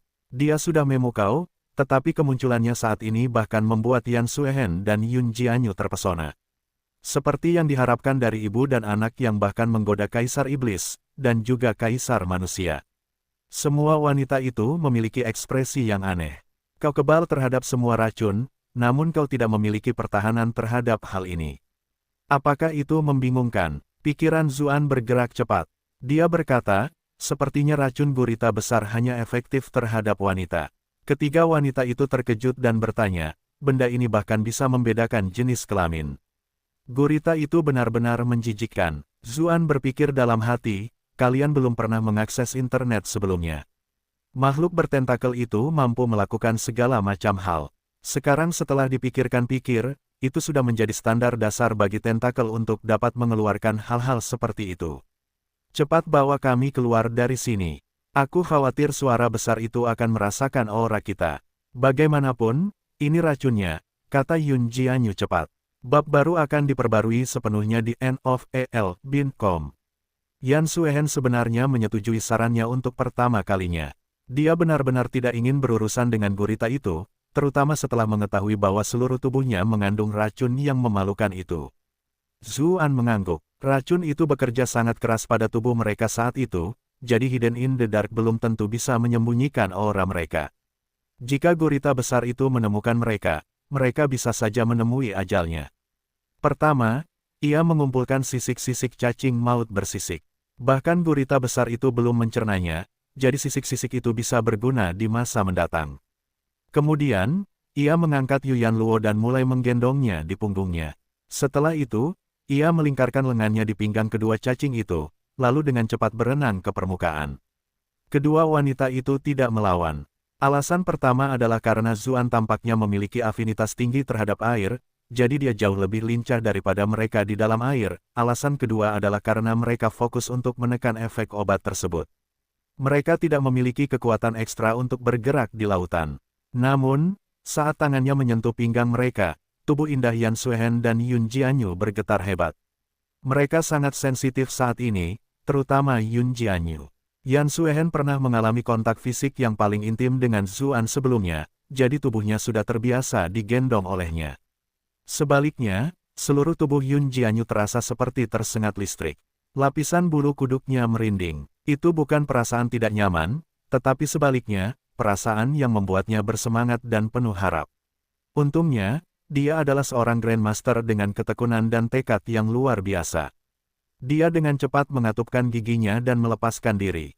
Dia benar-benar malu, pikirnya, Yun Jianyu, bagaimana mungkin kamu lebih mengecewakan daripada wanita bertubuh besar seperti itu? Kamu hampir mempermalukan dirimu sendiri. Itu sangat memalukan. Seluruh tubuh menjadi tegang. Di satu sisi, ia harus waspada terhadap monster gurita itu, dan di sisi lain, ia juga harus menahan godaan di hadapannya. Para wanita cantik yang gendongnya benar-benar terbakar, dan tubuh mereka seakan meleleh. Terlebih lagi, wewangian mereka yang sederhana namun elegan benar-benar cukup untuk membuat pria manapun tergila-gila. Anak sialan, jika kamu berani melakukan sesuatu yang tidak sopan padaku, aku akan memotongmu, kata Yun Jianyu mengancam seolah merasakan perubahan tubuhnya. Namun, dia terdengar lemah dan tidak berdaya, dan suaranya sangat manis. Itu sama sekali tidak mengintimidasi. Zuan menghela napas dan berkata, Kakak Yun, menurutku sebaiknya kamu tidak bicara lagi. Bukannya tidak hanya tidak akan membuat siapapun takut, tetapi malah akan menimbulkan lebih banyak masalah. Kau, melihat Yun Jianyu, merasa nyaman dan tenang. Ia berpikir, mengapa wanita yang menaruh batu itu tidak mengatakan apa-apa, sementara aku bersikap mengecewakan. Namun, ketika dia berbalik, dia melihat bahwa Yan Suehen tampaknya telah tertidur dan tentu saja bersandar pada Zuan. Wanita ini sungguh tidak bisa diandalkan. Pikirnya, meskipun dia merasa terkejut dan khawatir. Apa yang terjadi di sini? Mengapa dia tampak seolah-olah sudah benar-benar menyerah? Dengan sifat wanita bertubuh batu itu, seharusnya tidak demikian. Hah, apakah aku benar-benar orang yang akan memanfaatkan kesulitan orang lain dalam pikiranmu? Tanya Zuan. Yun Jianyu tercengang. Benar, selama mereka bersama, meskipun orang ini selalu berbicara omong kosong, dia masih sangat bisa diandalkan pada saat-saat berbahaya. Dia tidak bisa menahan perasaan sedikit menyesal, dan berkata, maaf. Zuan tertawa dan tidak berkata apa-apa lagi. Dia berenang cepat di air sambil membawa benda-benda itu. Akhirnya, dia melihat cahaya di atasnya. Itu permukaan laut. Namun, mereka tidak sempat merasa senang karena aura mengerikan yang mereka umumkan. Sebuah bayangan besar berenang cepat ke arah mereka. Siapa lagi kalau bukan gurita? Sialan, seru Zuan. Pada titik ini, dia tidak berani menahan apapun. Dia bergegas keluar dari udara dengan kecepatan penuh. Beberapa lusin tentakel melesat keluar dari permukaan air, melilit mereka. Zuan segera memanggil Grand Gale untuk minggir. Sayangnya, tentakel itu terlalu panjang, dan gerakannya masih dalam jangkauan tentakel. Namun, istana giok surgawi milik Mo Si berhasil diaktifkan, yang memungkinkannya untuk segera menggunakan keterampilannya lagi. Ia menghindari tentakel itu dengan sangat tipis. Roda angin api, teriaknya cepat untuk memanggil harta karun itu. Ada keputusasaan di mata para wanita itu, karena mereka masih cukup jauh dari daratan. Mereka sama sekali tidak bisa lolos dari kejaran gurita itu. Untungnya, Zuan bereaksi cepat. Dia tidak terburu-buru menuju daratan dan malah terbang ke langit. Dia melesat dengan cepat ke awan. Tak lama kemudian, monster gurita besar itu tampak seperti semut kecil. Gurita itu mengacungkan tentakelnya, tetapi kelompok Zuan sudah berada di luar jangkauannya. Pada akhirnya, ia hanya bisa tenggelam ke dalam udara lagi. Bagaimana kau tahu dia tidak bisa mengejar kita ke langit? Yan Suehen bertanya, menatap Zuan dengan mata berkaca-kaca. Lagi pula, tidak sulit bagi makhluk tingkat tinggi untuk terbang. Saya benar-benar bertaruh di sana, kata Zuan sambil menutupi keringat di dahinya. Saya memutuskan untuk bertaruh bahwa, karena itu adalah makhluk laut, secara tidak sadar ia akan enggan pergi. Sepertinya keberuntungan kita masih cukup bagus, kata Yu Yanluo sambil menghela napas lega. Masih terlalu dini untuk merasa bahagia, kata Yun Jianyu dengan ekspresi serius, sambil menatap ke kejauhan. Mereka melihat ke arah itu, dan melihat sebuah massa hitam besar yang menyerupai awan bergerak ke arah mereka. Namun, mereka semua tahu itu bukanlah awan, melainkan sekelompok besar burung aneh kesenangan kebugaran di taman pukul 1:07. Iklan oleh Pub Future, bab 1398, ketidakadilan dari masa lalu yang jauh. Burung-burung aneh itu berbentuk seperti burung gagak, tetapi tubuh mereka jauh lebih besar daripada burung gagak biasa. Hampir setiap burung gagak berukuran sebesar elang emas Cina. Mereka juga sangat cepat, mengeluarkan suara melengking dan melengking. Kelompok Zuan dapat merasakan massa terkonsentrasi dari niat membunuh. Mereka bahkan dari jauh. Mereka kini mengerti mengapa monster gurita itu tidak mengejar mereka. Ternyata ada banyak bahaya di langit juga. Monster gurita itu mungkin bisa melemparkan berat tubuhnya ke dalam air, tetapi jika ia masuk ke udara, ia tidak akan bisa lagi berenang sesuka hatinya dan bisa saja berakhir dimakan oleh benda-benda di udara. Meskipun burung-burung itu jauh lebih lemah secara individu, ketika begitu banyak dari mereka berkumpul bersama seperti itu, mereka akan memiliki cukup kekuatan untuk melahapnya. Kelompok Zuan merasakan hawa dingin yang menusuk kulit kepala. Bahkan jiwa yang telah naik pangkat, Kraken, harus mundur, jadi mereka secara alami menyerah pada pikiran untuk bertarung juga. Mereka berseru serentak, cepat dan lari. Sebelum mereka sempat berkata apa-apa, Zuan sudah mulai bergerak. Ia terbang ke bawah dengan roda angin api pada sudut diagonal. Sebelumnya, ia sudah melihat daratan di dekatnya. Awalnya, ia khawatir burung-burung itu akan mengejar mereka, karena mereka sama sekali tidak lebih lambat dari roda angin api. Jika itu terjadi, hanya akan ada pertempuran sengit yang menanti mereka. Namun, tanpa diduga, burung-burung itu tidak mengejar mereka, tetapi malah terus terbang ke depan, seolah-olah mereka menghindari sesuatu dan melarikan diri ke arah lain. Apakah daerah tak dikenal itu berbahaya? Tidak heran selalu ada legenda tentang betapa sulitnya membiarkan seseorang tetap hidup, kata Yan Suehen sambil mengerang, lalu ambruk ke pelukan Zuan. Jika Yun Jianyu mendengarnya di lain waktu, dia pasti sudah memanfaatkan kesempatan itu untuk mengejeknya. Namun, saat itu, dia tidak merasakan ada yang aneh dan malah menjawab setuju, apa maksudmu sulit? Itu hampir pasti akan mati. Meskipun mereka terluka, mereka masih memiliki kultivasi tingkat Grandmaster. Selain itu, mereka telah memulihkan 70% kekuatan mereka, jadi mereka jauh lebih kuat daripada kultivator tingkat Master biasa. Meskipun demikian, mereka telah hampir kehilangan nyawa beberapa kali. Yang lebih penting, berapa lama mereka telah menghabiskan waktu di ruang bawah tanah ini. Mereka telah bertemu dengan begitu banyak makhluk mengerikan dalam waktu singkat. Sungguh sulit membayangkan seseorang dapat meninggalkan tempat seperti itu hidup-hidup. Zuan berkata dengan serius, sebenarnya, meskipun daerah tak dikenal yang aku jelajahi sebelumnya berbahaya, itu tidak seberbahaya ini. Aku merasa ada yang tidak beres dengan daerah tak dikenal ini. Para wanita itu tertarik mendengarnya. Mereka hendak menanyakan rincian tentang daerah tak dikenal lainnya, tetapi tiba-tiba ada sesuatu yang menggelitik dalam diri mereka yang langsung membuat mereka menyerah pada pikiran itu. Mereka semua fokus untuk menekan racun di dalam tubuh mereka. Tak lama kemudian, Zuan menemukan hutan terpencil dan membawa yang lainnya ke sana. Ia membantu mereka bersandar di pohon besar dan berkata, "Biarkan aku membantu kalian semua." Tidak. Adalah wanita ketiga itu. Mereka membuka mata mereka secara bersamaan, menatapnya dengan malu dan jengkel. Zuan menyesal. Dia berkata sambil tersenyum pahit, "Kalian semua salah paham. Aku bilang aku akan membantu kalian mentransfer racunnya dan menghilangkannya. Jelaskan ceritanya kepada Novel bin Kom." "Tidak perlu," kata Yan Suehen, wajahnya memerah. Dia tahu betul perasaan seperti apa yang akan ditimbulkan oleh perlakuan Zuan. Yun Jianyu telah melihat seperti apa saat Yu Yanluo dirawat, jadi bagaimana mungkin dia berani menerima bantuannya. Dia menjawab, "Jangan khawatir. Kami hanya tidak sengaja menghirup sedikit, jadi tidak ada racun yang nyata dan itu tidak akan terlalu memengaruhi kami. Budidaya kami sendiri sudah cukup untuk membuang racun itu. Namun, kami membutuhkan kedamaian dan ketenangan, jadi tolong jaga lingkungan di sekitar kami untuk kami." "Ah, benarkah?" tanya Zuan, terdengar sedikit kecewa. "Dasar bocah, sepertinya kamu kecewa," kata Yun Jianyu sambil menatapnya. Yan Suehen dan Yu Yanluo juga tersenyum ambigu. Wajah memerah. Dia memprotes, "Tentu saja tidak. Saya pun turut senang untuk kalian semua, haha. Aku akan mengawasi sekitar 13 dari kalian. Tolong fokus pada penghilang racun." Para wanita itu pun mengalihkan pandangan mereka.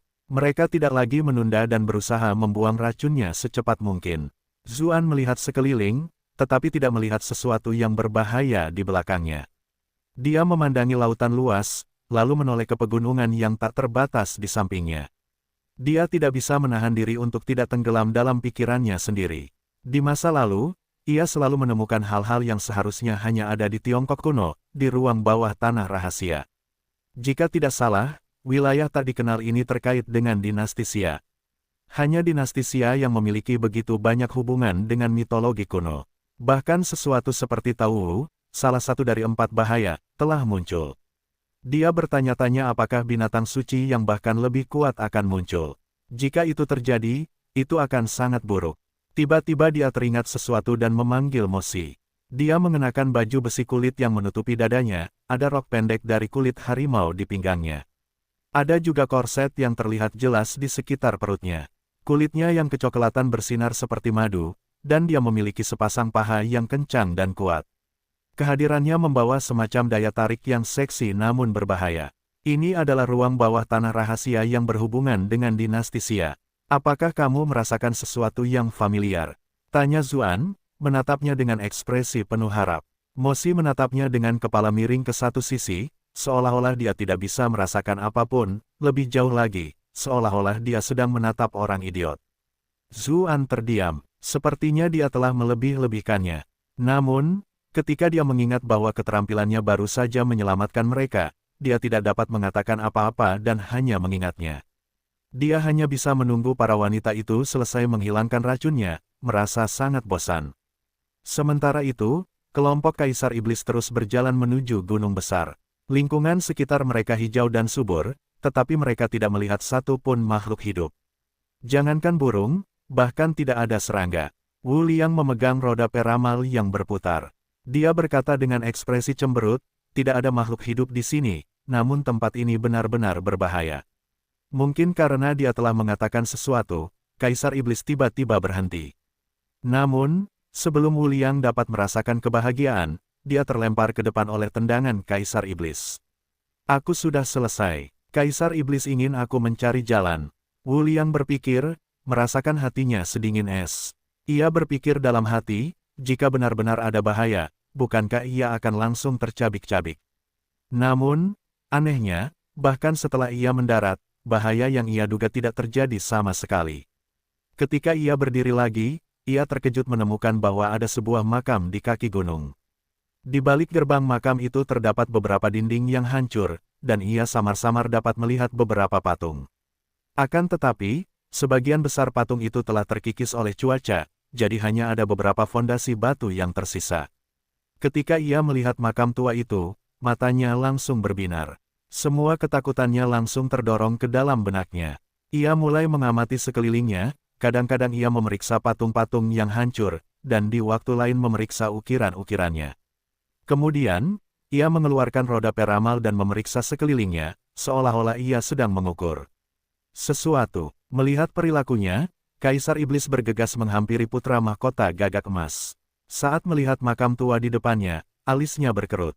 Makam ini tampaknya agak bobrok, kata putra mahkota gagak emas sambil mengerutkan kening. Makam ini sudah dalam kondisi yang sangat buruk. Mungkin tidak ada yang bagus di sini lagi. Demi membuktikan kepada Kaisar Iblis bahwa dia punya nilai sehingga dia tidak akan mudah dikorbankan, Wu Liang segera menjelaskan, putra mahkota, jangan remehkan makam ini. Meski terlihat sangat compang-camping, dilihat dari tata letaknya, pemilik makam ini pastilah seseorang yang setingkat dengan Kaisar saat dia masih hidup. Kaisar, mengapa begitu sederhana dan kasar? Tanya Kaisar Iblis dengan curiga. Berdasarkan pilihan lokasi, bagaimana makam menghadap, dan semua patung ini, semuanya menunjukkan bahwa ini memang makam kekaisaran. Hanya saja, skalanya tampaknya agak kurang, kata Wu Liang setelah berpikir sebentar. Ada beberapa kemungkinan mengapa demikian. Yang pertama adalah ketika makam ini dirancang, negara penguasa sudah hampir hancur, jadi mereka tidak memiliki kekuatan nasional yang cukup untuk membangun makam kekaisaran. Namun, menurut pendapat saya, berbagai detail makam ini semuanya tampak sesuai, jadi kemungkinan itu tampaknya tidak demikian. Kemungkinan kedua adalah pemiliknya mungkin hanya menempati jabatan tersebut dalam waktu singkat dan meninggal muda. Namun, ada kemungkinan ketiga, yaitu bahwa Kaisar adalah seseorang yang diusir dari tahtanya, sehingga skala dan standar tata letak makam ini telah dipotong lebih banyak dari biasanya. Saat dia menjelaskan, tiba-tiba terdengar suara desahan panjang dan bertanya, hahaha, sudah berapa tahun berlalu? Akhirnya ada yang tahu tentang ketidakadilanku. Wu Liang menggigil, lalu cepat-cepat bersembunyi di belakang Kaisar Iblis. Suara itu berasal dari makam, dan suaranya sama persis dengan suara yang menuntun mereka ke sini. Ekspresi Kaisar Iblis berubah serius. Dia melihat ke arah makam, bertanya, apakah kamu manusia atau hantu kelucuan yang terungkap 0,000,000? Iklan oleh Pub Future, bab 1399, kebenaran tersembunyi kuno. Ketika mendengar pertanyaannya, suara itu tertawa nerotik dan menjawab, aku manusia sekaligus hantu, hahaha. Aku tidak seperti manusia saat aku masih hidup, dan aku tidak seperti hantu setelah aku mati. Aku sudah bukan manusia maupun hantu selama bertahun-tahun. Menurutmu aku yang mana? Kaisar Iblis mengerutkan kening dan berkata, aku tidak punya waktu untuk bicara teka-teki denganmu. Wu Liang memandang dengan kagum. Kalau itu dia pasti sudah mengompol karena mendengar suara itu. Lagi pula, selama bertahun-tahun dia merampok makam, meskipun dia pernah bertemu dengan beberapa makhluk hidup, tidak ada satupun yang bisa berbicara. Menurut ajaran leluhurnya, jika seseorang bertemu dengan sesuatu di dalam makam yang bisa berbicara, kemungkinan besar dia sudah pasti mati. Entah mayat hidup yang ada di dalamnya pasti memiliki kecerdasan yang luar biasa, atau dia pasti sudah sangat kuat sejak awal dan hidup sangat lama. Apapun jenisnya, itu akan membuktikan betapa mengerikan kekuatannya. Kaisar Iblis ternyata masih bisa tenang berbicara dengan suara seperti itu. Seperti yang diduga, itu adalah kepercayaan diri orang kuat. Seolah merasakan ketidaksabaran Kaisar Iblis, suara itu tertawa dan berkata, aku bisa merasakan aura Golden Crow dari tubuh kalian. Kalian berdua pasti dari garis keturunan Golden Crow, kan? Kaisar Iblis bertukar pandang dengan putra mahkota gagak emas sebelum menjawab, lalu kenapa kalau kita? Sampai batas tertentu, aku bisa dianggap sebagai leluhurmu yang sudah ada sejak beberapa generasi yang lalu, kata suara itu datar. Ekspresi Wu Liang tampak aneh. Mengapa suaranya terdengar seperti sedang mengutuk seseorang? Putra mahkota gagak emas terkejut. Dia segera menatap ayahnya. Namun, Kaisar Iblis menjawab dengan tenang, menurutmu aku akan percaya itu? Percaya atau tidak, itu tidak penting. Lagi pula, aku juga bukan leluhur langsungmu, kata suara itu. Ia terdiam sebentar, lalu tiba-tiba berkata, anak muda, aku bisa merasakan aura yang familiar darimu. Busur pembunuh matahari seharusnya ada bersamamu, kan? Putra mahkota gagak emas melompat ketakutan dan berseru, bagaimana kau tahu? Bahkan Kaisar Iblis pun tak dapat menahan diri untuk tidak mengerutkan kening. Suara itu tertawa keras, suaranya bergema di seluruh tempat sambil melanjutkan, busur itu adalah benda suci klanku di masa lalu. Bagaimana mungkin aku tidak mengetahuinya? Omong kosong, busur pembunuh matahari selalu menjadi senjata suci ras Gagak Emas, jadi bagaimana mungkin itu milik klan lain? Selain itu, kamu harus berhenti mencoba menyesatkan orang lain dengan kebohonganmu. Aku tidak bisa merasakan sedikit pun garis keturunan Gagak Emas darimu, kata Kaisar Iblis dengan dingin. Jika bukan karena fakta bahwa pihak lain segera menyimpulkan bahwa mereka adalah Gagak Emas dan juga merasakan busur pembunuh matahari, dia bahkan tidak akan merasa perlu membuang begitu banyak kata tambahan untuk itu. Wu Liang terkejut. Makhluk ini tidak memiliki darah Golden Crow. Dia mengira bahwa karena wilayah tak dikenal ini berada di dalam makam keluarga kerajaan Golden Crow, setidaknya pasti ada hubungannya dengan ras Golden Crow. Dilihat dari apa yang dikatakan sebelumnya, suara itu mengaku sebagai salah satu leluhur mereka. Jika memang begitu, semua orang yang terlibat akan senang. Namun, tampaknya itu sama sekali tidak benar. Bukankah itu berarti bahaya? Suara itu tiba-tiba meledak dengan tawa aneh dan berseru, hahaha, aku tidak menyangka bahwa setelah bertahun-tahun, busur pembunuh matahari yang hampir memusnahkan ras Golden Crow akan mulai diperlakukan sebagai pusaka keluarga oleh keturunan ras Golden Crow. Kaisar Iblis dan putra mahkota Gagak Emas sama-sama geram dan berseru, omong kosong macam apa yang kau katakan? Suara itu berkata, karena kalian semua bisa datang ke tempat ini, itu berarti kalian sudah melewati Gunung Bulu, kan? Bagaimana perasaan kalian berdua saat itu? Jantung putra mahkota Gagak Emas mulai berdebar kencang. Saat itu, entah mengapa dia merasa sangat tidak nyaman. Bahkan ayahnya pun merasakan hal yang sama. Kalau tidak akan ada alasan bagi Kaisar Iblis untuk bersikap sangat hati-hati. Lebih jauh lagi, dia tidak perlu menyuruh kelompok Zuan mengintai, membiarkan mereka melarikan diri dalam prosesnya. Tentu saja, sang putra mahkota adalah individu yang luar biasa dari generasi muda. Setelah kekhawatirannya sebelumnya, dia perlahan-lahan menjadi tenang. Dia tidak membiarkan pikiran-pikiran itu muncul di wajahnya.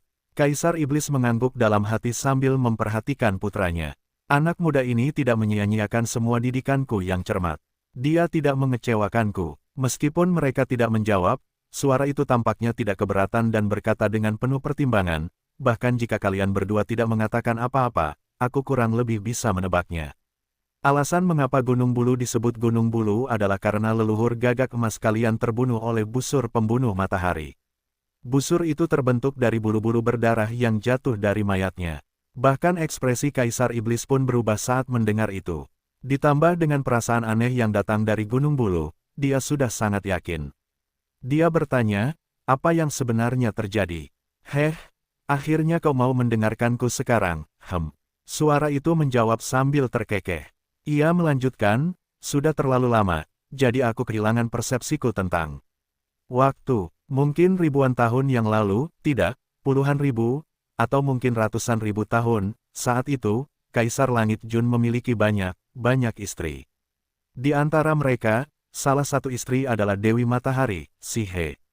Mereka berdua menghasilkan 10 putra, ia berhenti sejenak, lalu melanjutkan. Dan itu adalah 10 Golden Crow pertama di dunia. Kaisar Iblis dan putra mahkota Gagak Emas sama-sama melihat keterkejutan di mata masing-masing. Kaisar Iblis dengan cepat berkata, omong kosong. Klan kami tidak memiliki catatan seperti itu. Sudah terlalu lama, banyak hal telah hilang. Tidak mengherankan jika Anda tidak mengetahuinya. Lanjut suara itu. Kelompok Golden Crow hanya ingin bersenang-senang, dan sering pergi bersama. Namun, itu hanya membuat orang-orang biasa menderita. Di mata mereka, seolah-olah 10 matahari bersinar di atas kepala pada saat yang sama. Bumi mengering, dan orang-orang tidak punya cara untuk mencari nafkah. Kemudian, seorang pahlawan luar biasa muncul di antara manusia yang disebut Yi Satu. Kaisar Surgawi menganugerahkan kepadanya sebuah busur merah, dan untuk menyelamatkan orang-orang, ia menggunakan busur itu untuk menembak jatuh 9 Gagak Emas. Saat itu, bulu-bulu berdarah dari Gagak Emas itu jatuh dan membentuk gunung besar, yang sekarang kita kenal sebagai Gunung Bulu. Namun, Gagak Emas terakhir tetap ada. Ia datang dan pergi dari timur ke barat dengan patuh, dan menjadi matahari di langit. Itulah sebabnya, Seiring berjalannya waktu, busur merah itu disebut busur pembunuh matahari. Wu Liang tercengang saat mendengar cerita itu. Keluarga kerajaan Golden Crow biasanya selalu bersikap sombong, dia tidak pernah menyangka mereka memiliki masa lalu yang menyedihkan. Lebih jauh lagi, mereka telah dibunuh oleh busur pembunuh matahari yang sangat mereka banggakan. Meskipun dia merasa senang dengan kemalangan mereka, senyumnya tiba-tiba menegang. Sekarang setelah dia mengetahui kisah sebenarnya, bukankah dia akan terdiam setelah kejadian itu? Ekspresi Kaisar Iblis berubah beberapa kali. Dia mendengus dan berkata, sungguh cerita yang menarik. Sayangnya, aku tidak mempercayainya. Suara itu berkata dengan nada geli, kamu bilang tidak, tapi entah kamu benar-benar mempercayainya atau tidak, kamu sendiri yang paling memahami dirimu sendiri. Kaisar Iblis menjawab sambil mengerutkan kening, kau tidak memanggil kami jauh-jauh ke sini hanya untuk menceritakan kisah tak masuk akal ini, kan? Tahukah kau siapa aku? Kata suara itu sambil mendesah. Kau sengaja menyembunyikan identitasmu selama ini. Siapa yang tahu siapa dirimu? Kaisar Iblis membentak, suaranya berubah sedikit dingin. Kesabaranku terbatas. Dengan kultivasi dan statusnya, siapa lagi yang berani berpura-pura misterius di depannya seperti itu? Saya sudah mengatakan sebelumnya bahwa Kaisar Langit memiliki banyak istri, dan salah satu dari mereka melahirkan leluhur ras Gagak Emas Anda. Istri lainnya melahirkan ayah saya. Jika digabungkan, leluhur Gagak Emas Anda adalah paman saya. Itulah sebabnya saya mengatakan saya dapat dianggap sebagai leluhur Anda, jawab suara itu. Kaisar Iblis dan putra mahkota Gagak Emas terdiam. Sementara itu, mulut Wu Liang menganga lebar. Sebenarnya ada sesuatu yang luar biasa di makam ini. Updated novels on novel.com. Kaisar Iblis menarik napas dalam-dalam sebelum berkata, jika kau hanya mencoba mengambil keuntungan dari kami, aku hanya bisa mengatakan bahwa kau telah berhasil membuatku marah. Maaf, tapi setelah sekian lama terkurung di sini, akhirnya aku berhasil menemukan seseorang untuk diajak bicara. Saya agak bertele-tele, jawab suara itu. Suara itu mengetuk beberapa kali dan berkata, dulu, kakekku menyerahkan tahta kekaisaran kepada ayahku. Bertahun-tahun kemudian, ayahnya mewariskannya kepadaku pada usia orang tua. Namun, ada orang yang sangat jahat dan diam-diam mengangkat banyak asisten dan ajudan. Pada akhirnya, mereka mengubah ayah mereka menjadi boneka mereka, dan sekelompok pengkhianat merebut tahtaku. Dia masih belum puas dengan itu, dia bahkan mengaitkan segala macam tuduhan mengerikan dengan namaku untuk menipu dunia, untuk mengatakan bahwa itulah alasan ayahku memberikan tahtanya. Wu Liang tiba-tiba menyadari apa yang sedang terjadi. Tidak mengherankan meskipun makam itu dibangun dengan standar kekaisaran, baik dari segi skala maupun desain, makam itu terlalu kurang dibandingkan dengan makam kekaisaran yang sebenarnya. Ternyata benar-benar seorang kaisar yang digulingkan. Kaisar Iblis mencibir dan berkata, menurutmu, kau adalah seseorang, jadi aku sabar mendengarkan apa yang kau katakan. Namun, ternyata kau hanyalah sampah yang tahtanya kau tinggalkan. Dilihat dari penglihatanku, sepertinya kau tidak punya banyak waktu tersisa untuk hidupmu, suara itu tiba-tiba berkata sambil mencibir.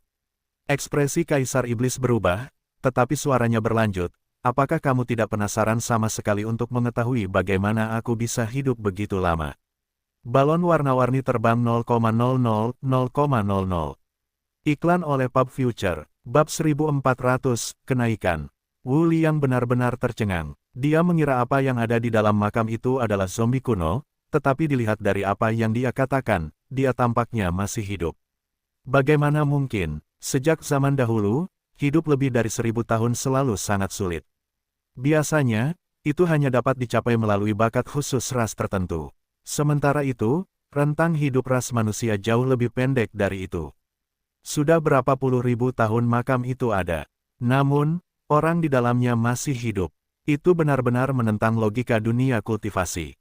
Jika berita itu tersebar, itu pasti akan menyebabkan kegemparan besar. Ia bahkan mulai sedikit bersemangat. Bukankah ini berarti kesempatan yang luar biasa baginya? Jika ia bisa memperoleh kehidupan kekal, hanya dengan memikirkan hal itu saja sudah membuatnya sulit menahan kegembiraannya. Ekspresi putra mahkota Gagak Emas berubah drastis. Dia masih muda, jadi dia masih punya banyak waktu tersisa.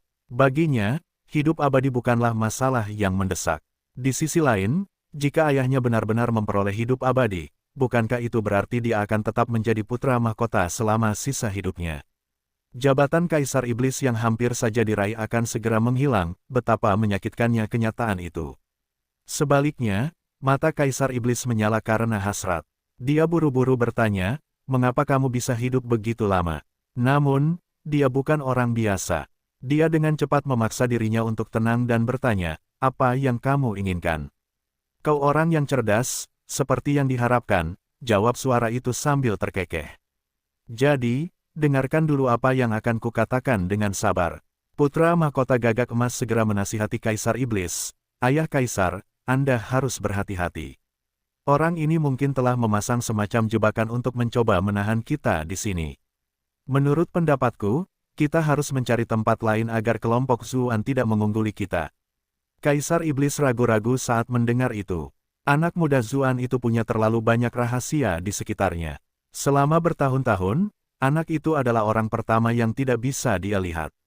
Zuan sebenarnya bisa saja mendapatkan kesempatan sebelum dia. Tepat saat itu, suara itu berkata dengan nada mengejek, sepertinya putramu ini tidak ingin kau memperoleh kehidupan kekal, tapi itu sudah bisa diduga. Hal semacam ini terlalu umum di antara keluarga kerajaan. Ekspresi Kaisar Iblis langsung berubah tajam. Dia menatap langsung ke arah putra mahkota gagak emas. Sebenarnya, ia merasakan bahwa suara itu mencoba untuk menabur perselisihan. Akan tetapi, pada usianya, ia terlalu peduli dengan kehidupan kekal. Mereka yang terlalu peduli pada sesuatu seringkali menjadi agak bodoh dan buta. Putra mahkota gagak emas segera menjelaskan, Ayah Kaisar, jangan dengarkan omong kosongnya. Aku tidak berani memiliki pikiran seperti itu. Kaisar Iblis mendengus. Kita akan mendengarkan apa yang dia katakan sebelum kita membuat keputusan apapun. Setelah apa yang baru saja terjadi, putra mahkota gagak emas tidak berani mengatakan apa-apa lagi. Namun, dalam hati, dia sudah berlatih tanpa henti pada leluhur kuno mereka ini. Begitulah kira-kira, kata suara makam itu sambil tertawa. Ia menambahkan, setelah berbicara begitu lama, saya masih belum tahu nama kalian. Kaisar Iblis mengerutkan kening. Ada beberapa keterampilan jahat yang memungkinkan seseorang melakukan hal-hal buruk terhadap orang lain hanya dengan mengetahui nama mereka. Namun, metode seperti itu biasanya memerlukan rambut atau kuku juga. Selama dia mengurus hal-hal itu, dia tidak perlu khawatir. Dia menjawab, kamu bisa memanggilku Kaisar Iblis. Putra mahkota gagak emas berkata, aku adalah putra mahkota gagak emas. Wu Liang memulai, aku. Sebelum mereka menyelesaikan kalimat mereka, orang yang ada di dalam makam itu memotong pembicaraan mereka. Kalian semua berbicara dengan sangat berani, tetapi kalian bahkan tidak punya nama dan hanya dipanggil dengan gelar kalian. Wu Liang membuka dan menutup mulutnya beberapa kali. Saya merasa sangat tertekan, seolah-olah suara itu tidak dianggap sebagai manusia.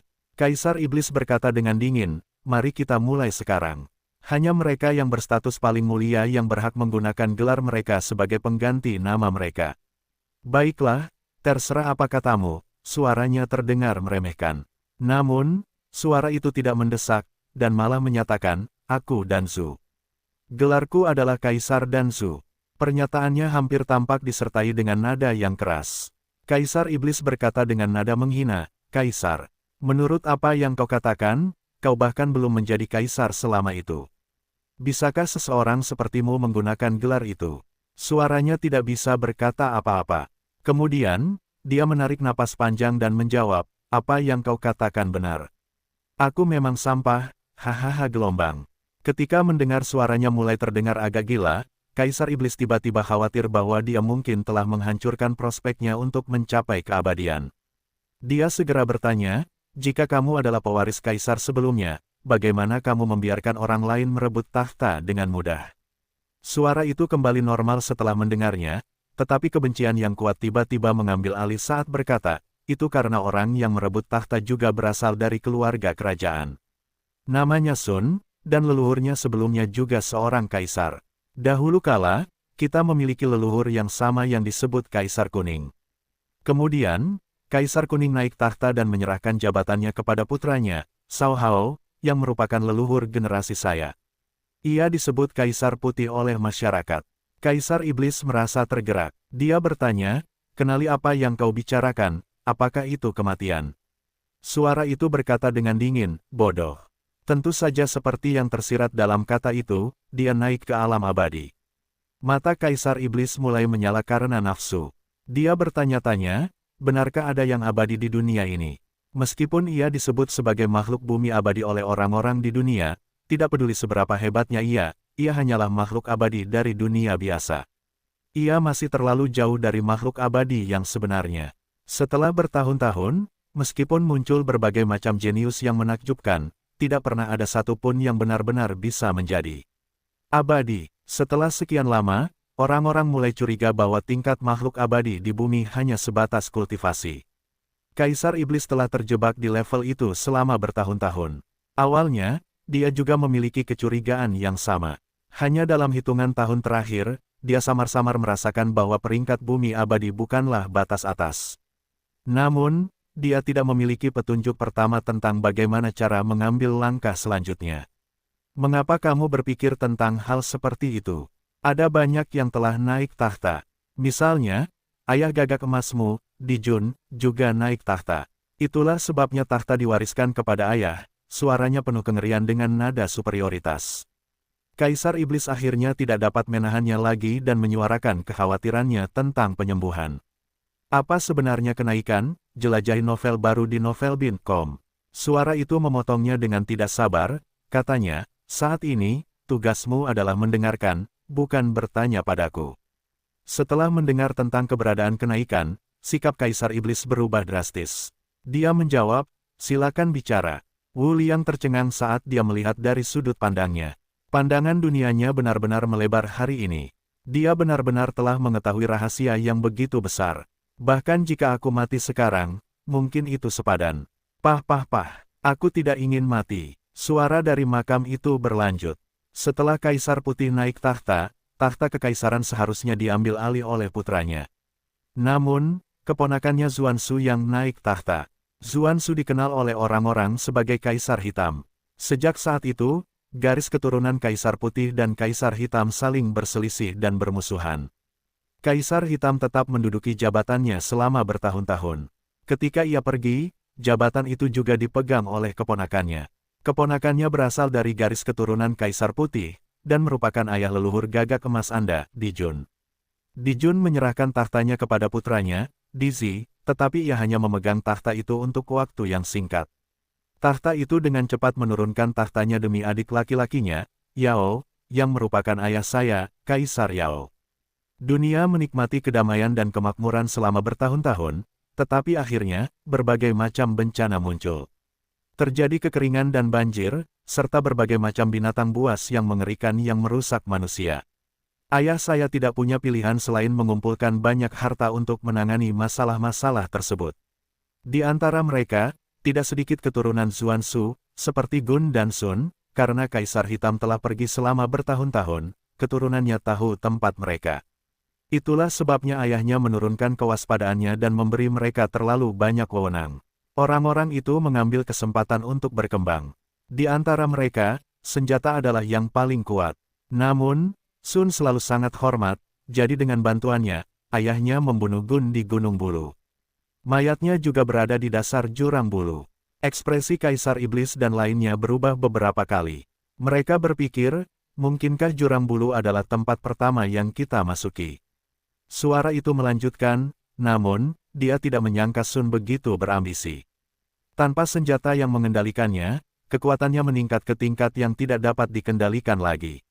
Pada akhirnya, ketika ayahnya berevolusi menjadi pahlawan, Sun berkomplot melawannya dan menyegelnya. Awalnya, aku sama sekali tidak tahu apa-apa dan mengira ayahku telah naik tahta. Setelah itu, Sun memperlakukanku seperti kaisar pada awalnya, tetapi akhirnya menggunakan beberapa tuduhan tak berdasar untuk menggulingkanku. Baru saat itulah aku menyadari rencananya yang rakus. Kaisar Iblis mencibir, orang ini pasti sangat bodoh, baru menyadarinya saat ini. Namun, karena dialah yang membutuhkan sesuatu dari suara itu, dia tidak bisa mengatakan sesuatu yang terdengar terlalu buruk. Dia bertanya, apakah kamu mengatakan hal-hal ini kepadaku karena kamu menginginkan bantuanku untuk sesuatu? Benar-benar rahasia. Suara itu menjadi sedikit lebih bersemangat ketika menjawab, aku butuh bantuanmu untuk membuka segel ayahku.